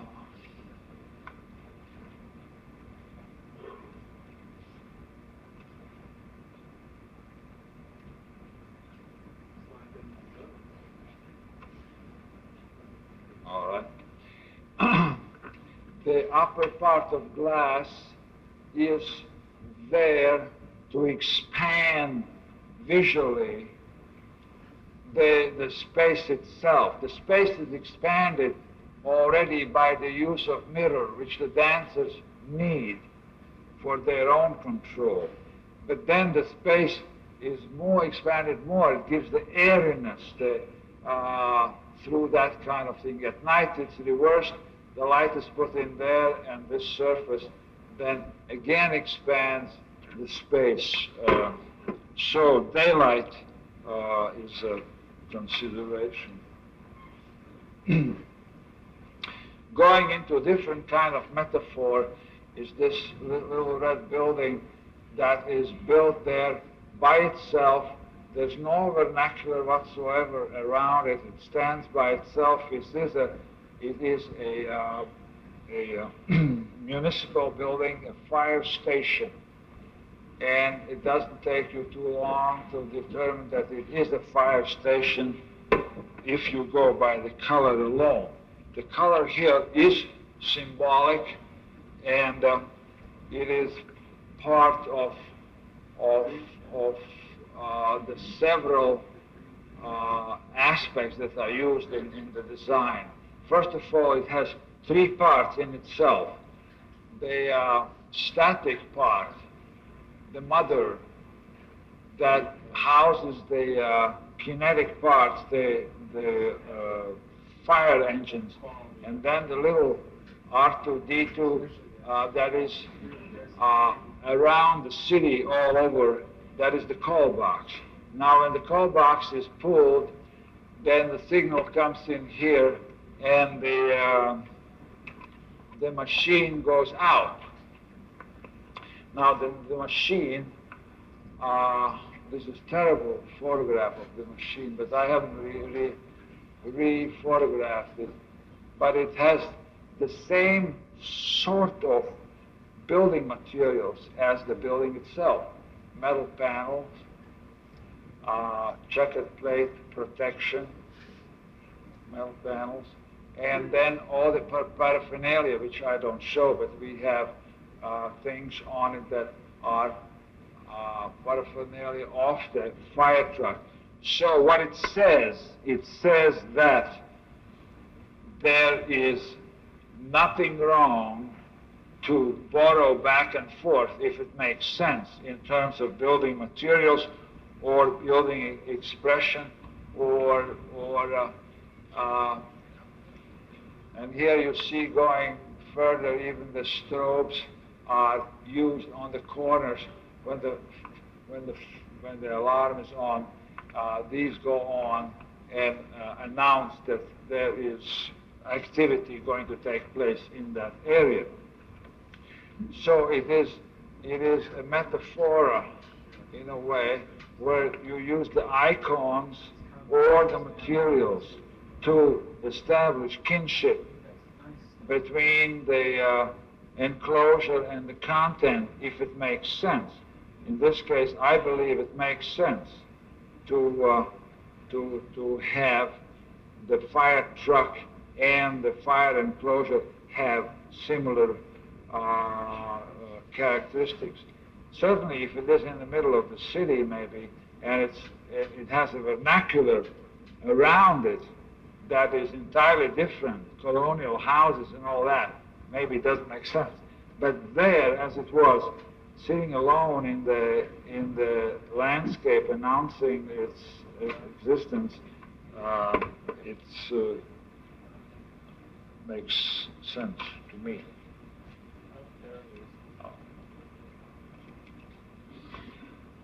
The same year, it's office building that is interesting in its detail. From the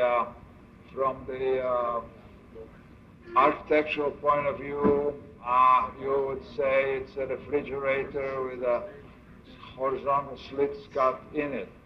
But when you look closer at the slits have a great deal of technology and development in them. They are designed to bring in daylight deep into the space and allow to create large insulated areas and minimize the glass areas where you usually take in the heat or lose the heat. In order to avoid the contrast that develops from very small openings to large unlit openings,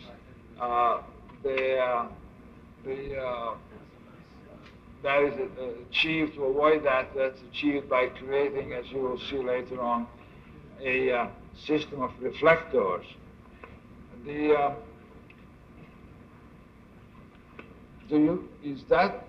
Does that look like black and silver to you? From here, I cannot tell. Is that black? Yes. Black? Yes. Silver. All right. So here is again a metaphor. The color is used as metaphorical expression to recognize the building orientation, to recognize the fact that the building is responding to its exposure. The silver is used on the south and the west to reflect the incoming the heat, where on the east and the north it is dark and to absorb the sky dome, whatever is there to absorb. Here you see those reflectors, which from outside are just the slight dishes 2 feet in width, and they throw light in through this inclined glass, which is self-shielding for most of the day, that there's no sun getting on this glass, so there's no heat gained through there, and coming through and throwing light on the reflector. On the left side, the ceiling is sloped, catching more light. On the right side, the ceiling is horizontal, catching less light. The similar sides or the similar colors are treated as one, just bend around the corner, and then the similar ones are met with another kind of corner detail where the color does not really carry any symbolism. Here's another color, and that's a view from the Renaissance Center in Detroit. What this is a little church. Now, color had a meaning here too. The color was decided by the congregation itself, who first deserve any allusions of a church, any throwbacks, anything that of a church structure, no A-frames, no, no whatever, the colonnades, columns, that they had some structure that is unique theirs, that is not one that they would say, oh, there in Alabama we had it. This is a black church, but Black Baptist church, which of course, as you well know, is not the meditative type of congregation. It's more active and participating congregation. So color became important to them. We have to realize that this is a metal building, it's a steel building, which they like too, because they said, we are people working in the steel business, we are all in steel, we like the steel. And what about the color? We want yellow because yellow means hope, prosperity, gold, all good things, warmth, sun, and so it went yellow. So it looks there like a big triangular school bus.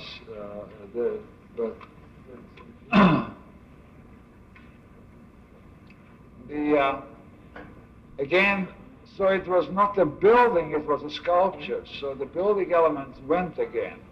The door stayed, couldn't help, the door stayed. But any other elements disappeared, and it became a large hood that was put over the audience.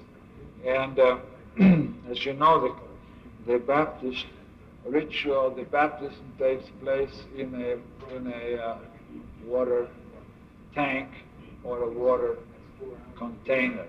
Instead of a water tank, which usually is in Baptist churches, we said, let's use a river. Let's use the symbol of river, because Jordan River was the river where the first baptism took place. So here is the river, and in back of the river is you can see kind of a cyclorama, kind of projection in back of it that is, as you will see, reflective. But when the river is here, then off here it's a reflective surface, it's all mirror. So anyone sitting in the seat, wherever, can see that there's a baptism going up there. The baptism is down here, but you can see it up there. So the angles are figured so that you can see. Everybody can see everybody else.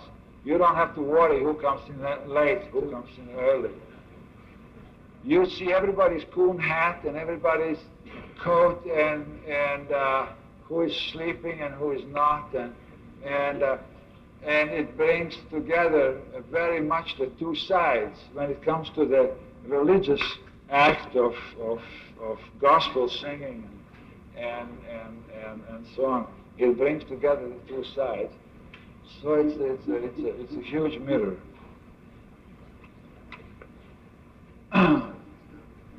The entrance comes from a motive that is what you would call a Detroit house, Detroit home, Detroit house is that. Except this again was not taken from that. That was discovered later. This was the consequence of the only way you can get in at this end, you know, and you know, the only way you can get in a decent way without crawling in. So it gave that kind of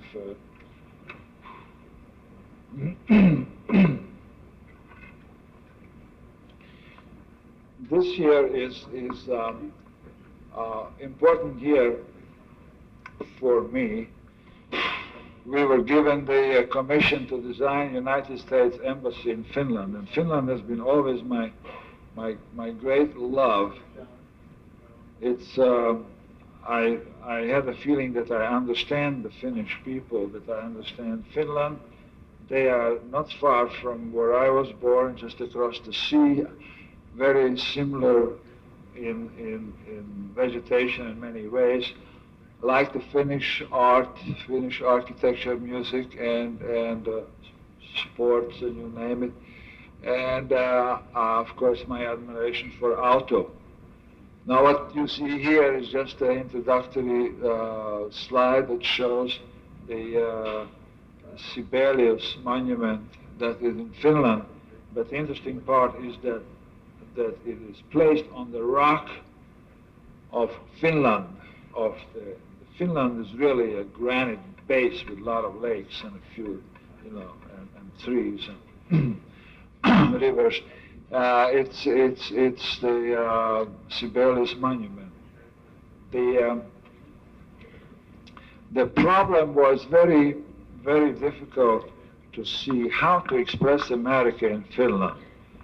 Of course, the easiest way is take a Skidmore, so-called Skidmore building and put it up and say, well, that's America. That's the way we build in America.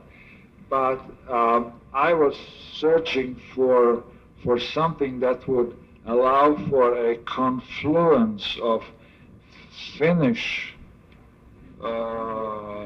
soil, let's say, an American way. And that was using Finnish soil, using that like the Sibelius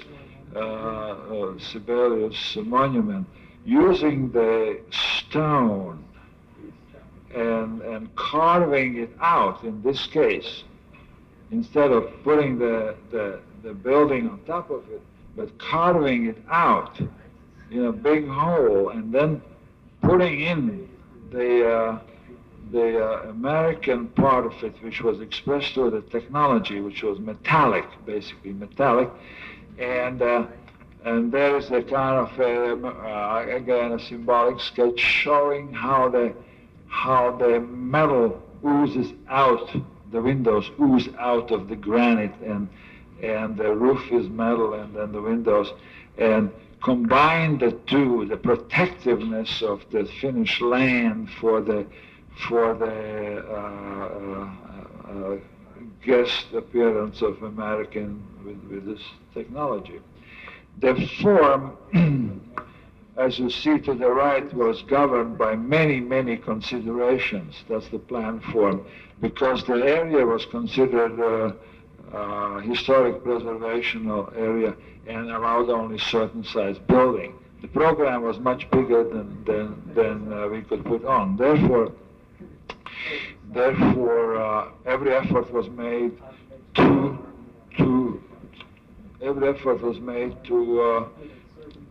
minimize the straight line, the office type of the line, and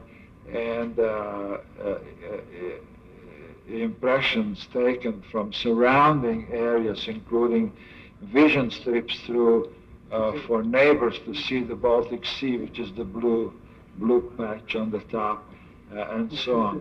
On top of that, it was definitely my conscious homage to Aalto.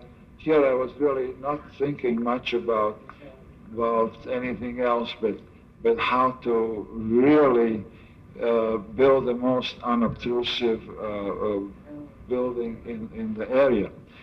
The polygonal exterior, as you see, they're developed, but the interior is orthogonal. So the offices are orthogonal, but the exterior is. And every angle has a meaning which I really couldn't get into right now.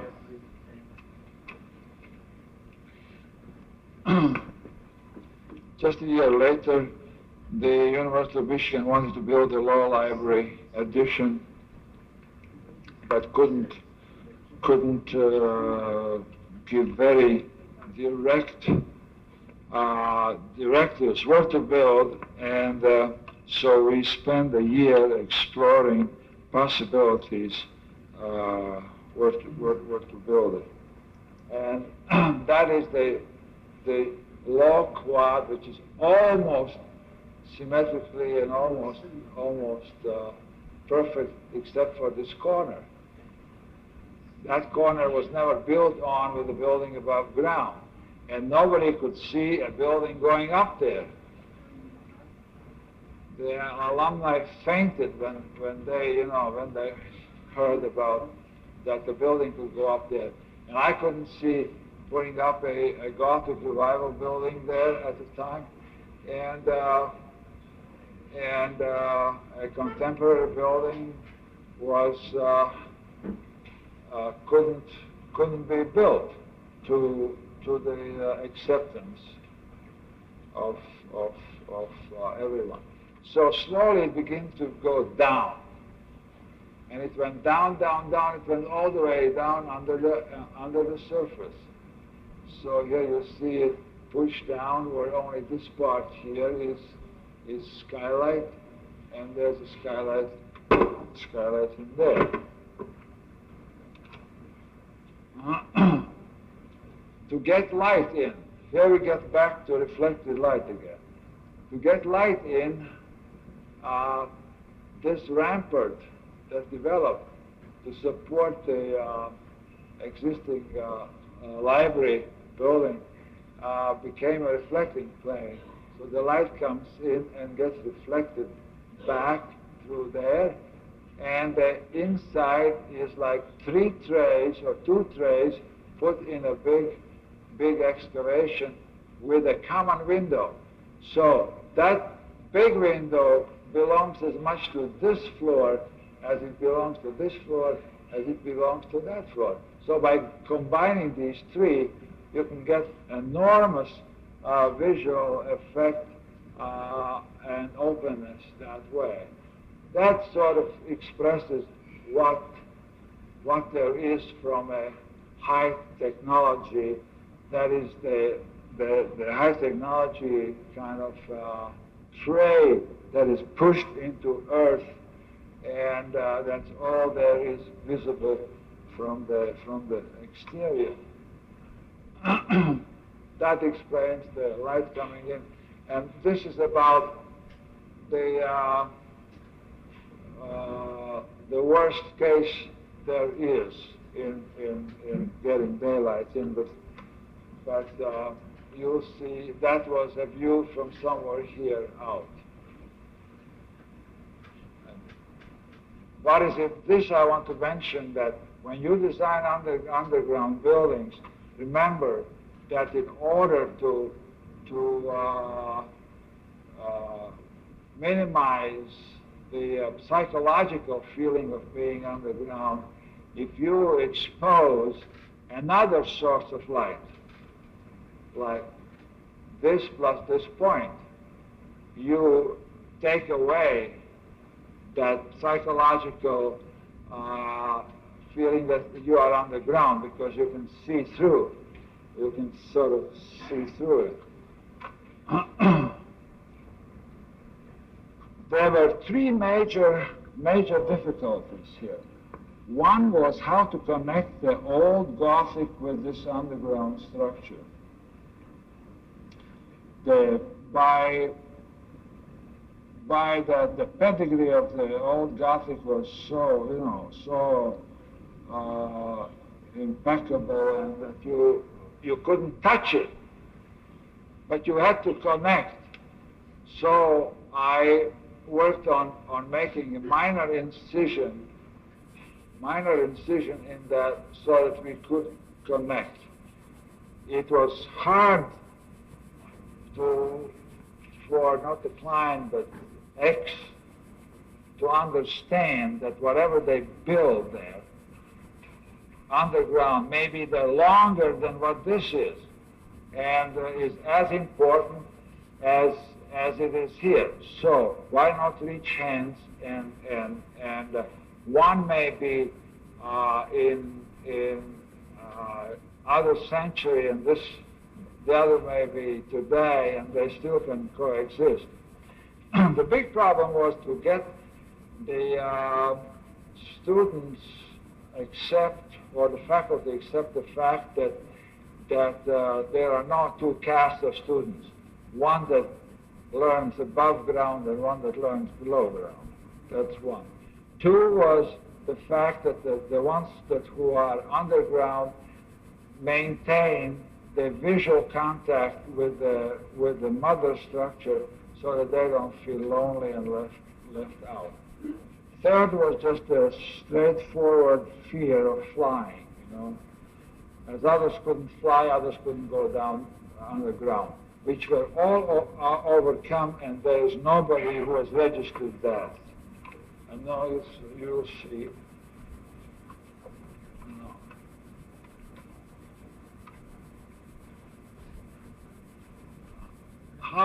these things were overcome. I don't know if I'm on the same. So it was an enormous mirrored wall which reflected the mother building all the time.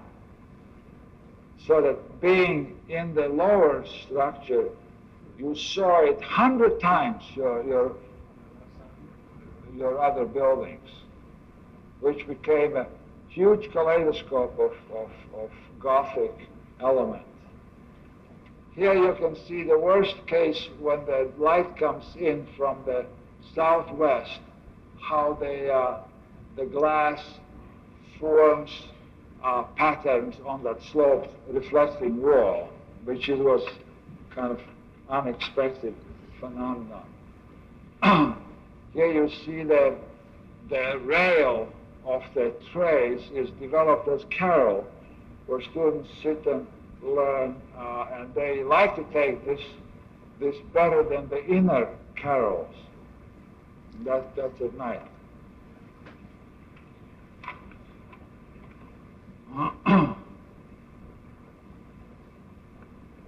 Reflected, these holes here will grow out ivy next year and start growing out, so this will be all covered with ivy. Don't worry, ivy can be as reflective as not as reflective as the white limestone wall, but it can be reflective so that the reflection will not be lost. What you see in here, if you can see, is a pipe. That is university steam.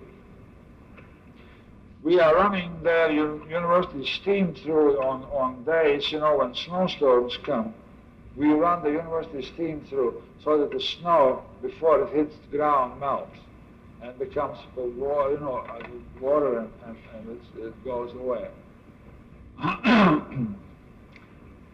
These two slides I wanted to show because this one here I took before the excavation started, and I lay down on my back and I took a photograph and I said, that's the way it will look when we are finished. Well, this is the way it looks when we are finished, because I'm 15 feet below where I was there. But it is that we have maintained the visual contact between the two. It is very, in winter, it is very evident that we are dealing with underground structure more than summer. In summer, you may more assume that there's something else, but somehow winter tells that these things belong together, so it's,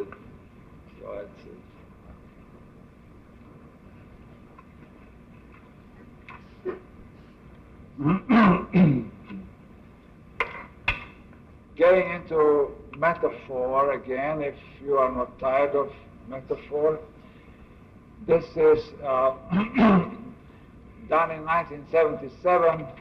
It's an important year for me. I was in Rome as an academy, in residence, American Academy, and quite surrounded, of course, by Baroque architecture, and had great effect on my conscious and subconscious. At the time, I had the project with me to design an addition to Glass Center in Corning, New York, which had expanded its art collection to the point where it needed its own large space. The choice was to add bays maybe to the existing structure, or I felt that at that time, and I presented that to the museum director and so on, that it deserves its own image, its own.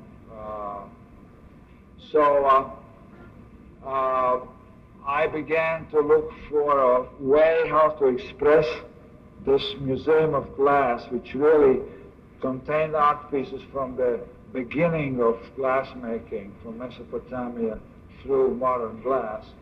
And I came across the glass itself as a metaphorical source. Glass, when it's hot and molten is amorphous, and it takes a free form. When it is hard, it has a structure that is, as you see, inside there. But even the free form is not frivolous there.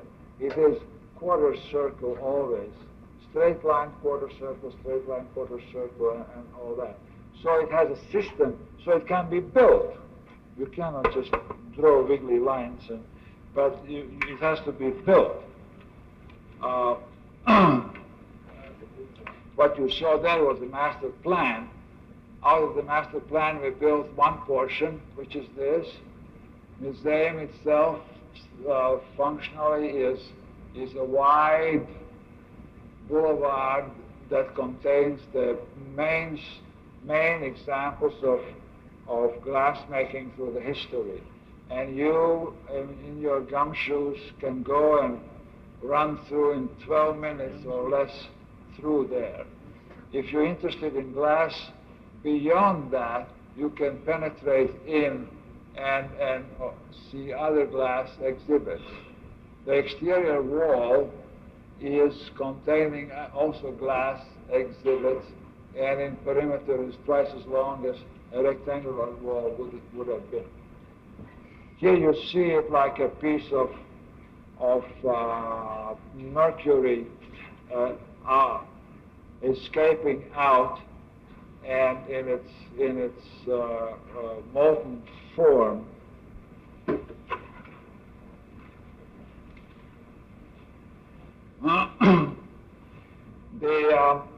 The building is literally glass. The walls are glass.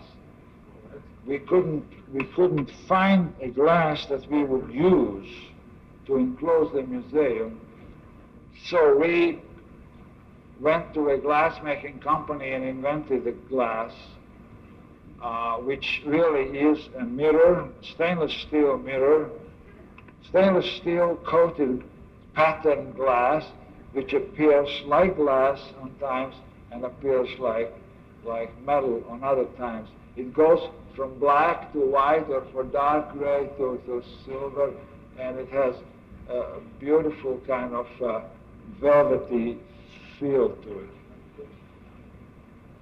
it. Well, glass is everywhere.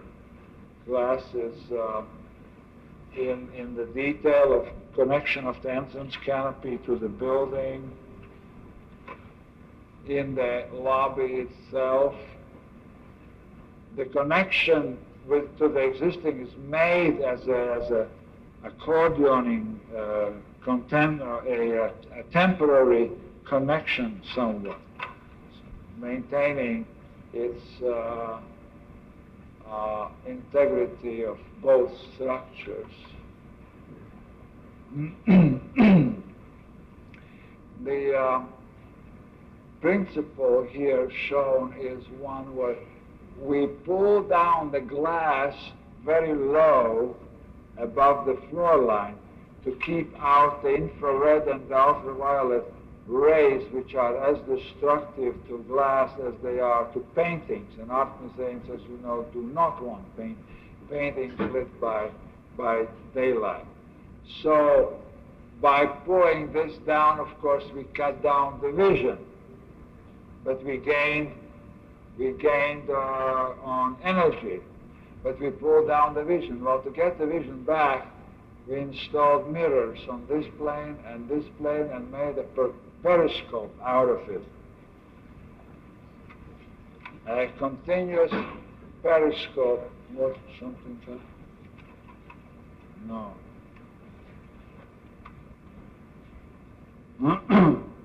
Here you can see that's the lower part, which is really glass, and then the upper part of the glass is behind this eyebrow.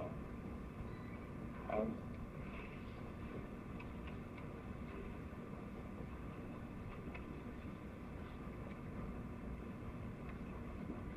I guess these go together. That is the general feel of the buildings around. It's actually a kind of a factory town on one count, and bureaucratic office on the other. That is the Corning main office building, but that is Steuben factory, Steuben glass factory. That's the museum, and that's the old glass center, and that is the fire station as from the previous. So it's a combination of forms.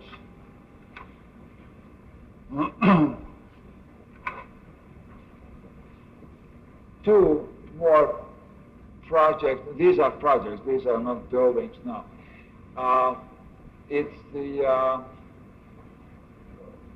plan of Cornell University, and where we had to design an addition to undergraduate library, which was a established building with history, with 1 million donors behind, love affairs in the history and murder and you name it, history up to here. Nobody wanted to see it changed. So we are again similar to Ann Arbor situation. And so we without even exploring anything, we went down right off the bat. The answer was so simple that I didn't even have conceptual sketches. I went right. I took the existing site plan, and I knew what the square foot area was and what the problem was, and I began to draw right the scheme right on drawing. There were some important coordinates. One was this big bell tower, which was the coordinate of the campus and a landmark, and out of this developed the something's. These go together. And the same on the exterior. We removed the automotive road, and we converted that to pedestrian walk and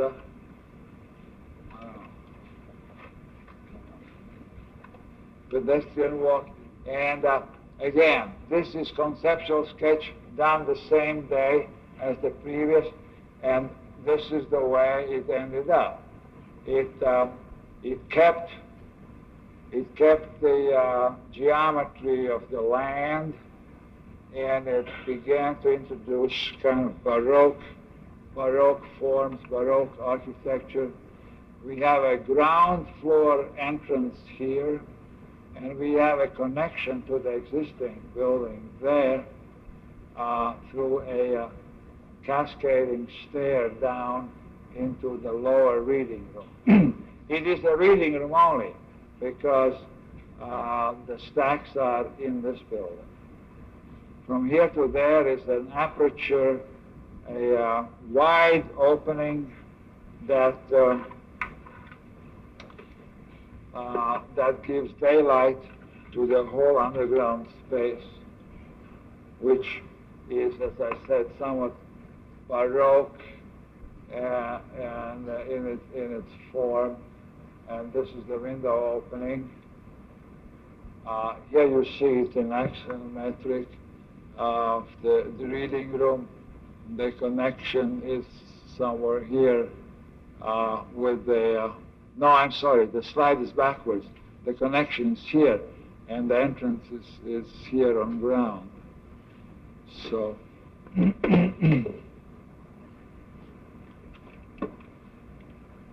again, the problem was to the daylight, how to counteract the incoming high lumen light that comes in from the corner window, and the answer is give it backlight.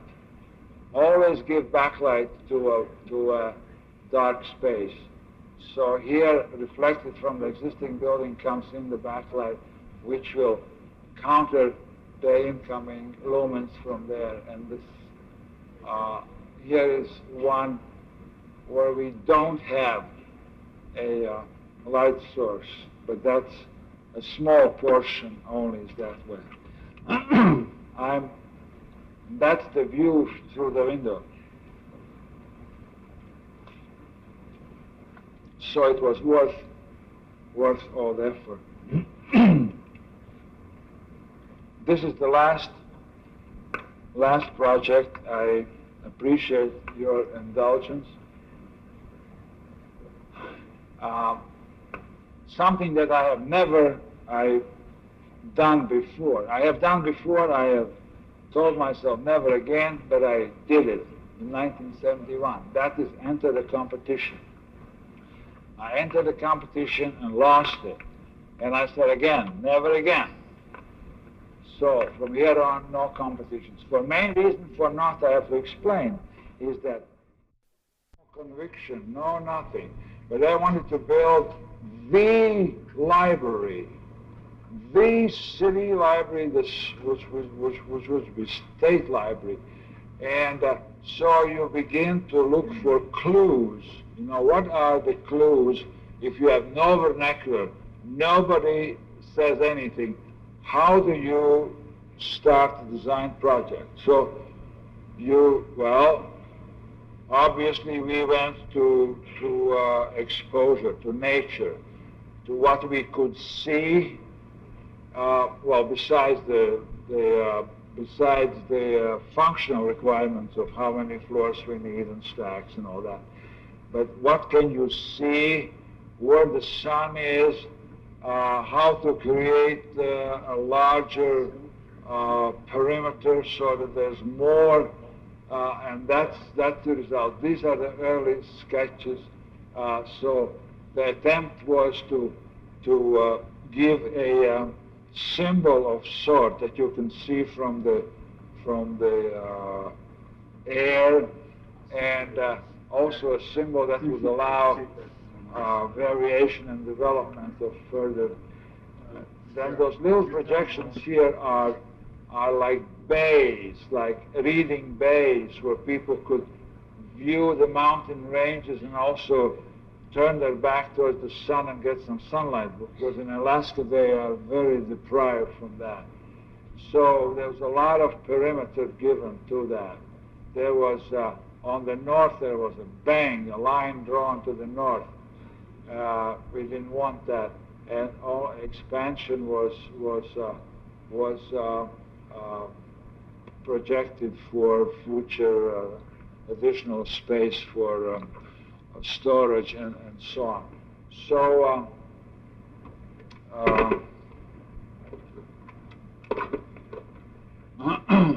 so as you can see that the stacks and all that were on the inside. The sitting and reading was out towards the view and the nature and all that. In itself, it was kind of layered up because of those scallop bays, and on top there was this sphere. The sphere was collecting whatever sunlight came in from every direction. It collected and shut it down. At night, if there was activity inside, the sphere would glow and announce that there is some cultural activity taking place in Anchorage. Well,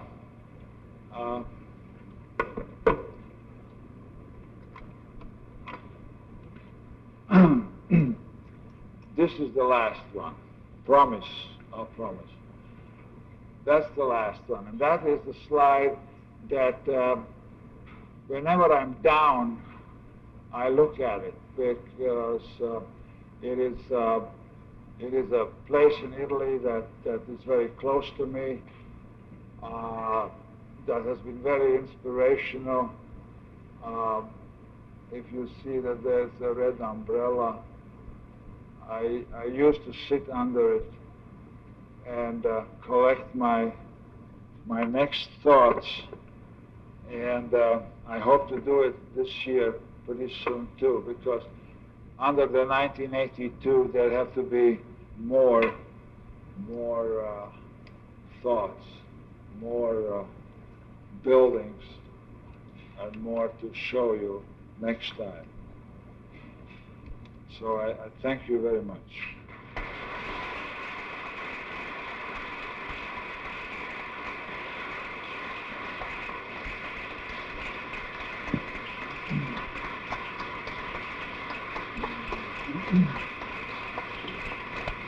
Thank you. I can answer questions. I'm still alive. You guys can take the questions outside on an informal basis. You prefer to do that? Or would you like to do that? If the question is of universal interest, then Are there any questions? If there are not, I realize we've kept you quite a bit of time here. Mr. Birkerts has consented to answering any questions outside that you may have. We've had about 300 people speak here over the past few years since the college began, and every year we get one or two whose heart and soul are really integrated in their work, and I could certainly say we've had somebody like that tonight, and we're very privileged to have had you come here, and we hope to have you come back again very soon. Thank you very much. We appreciate it.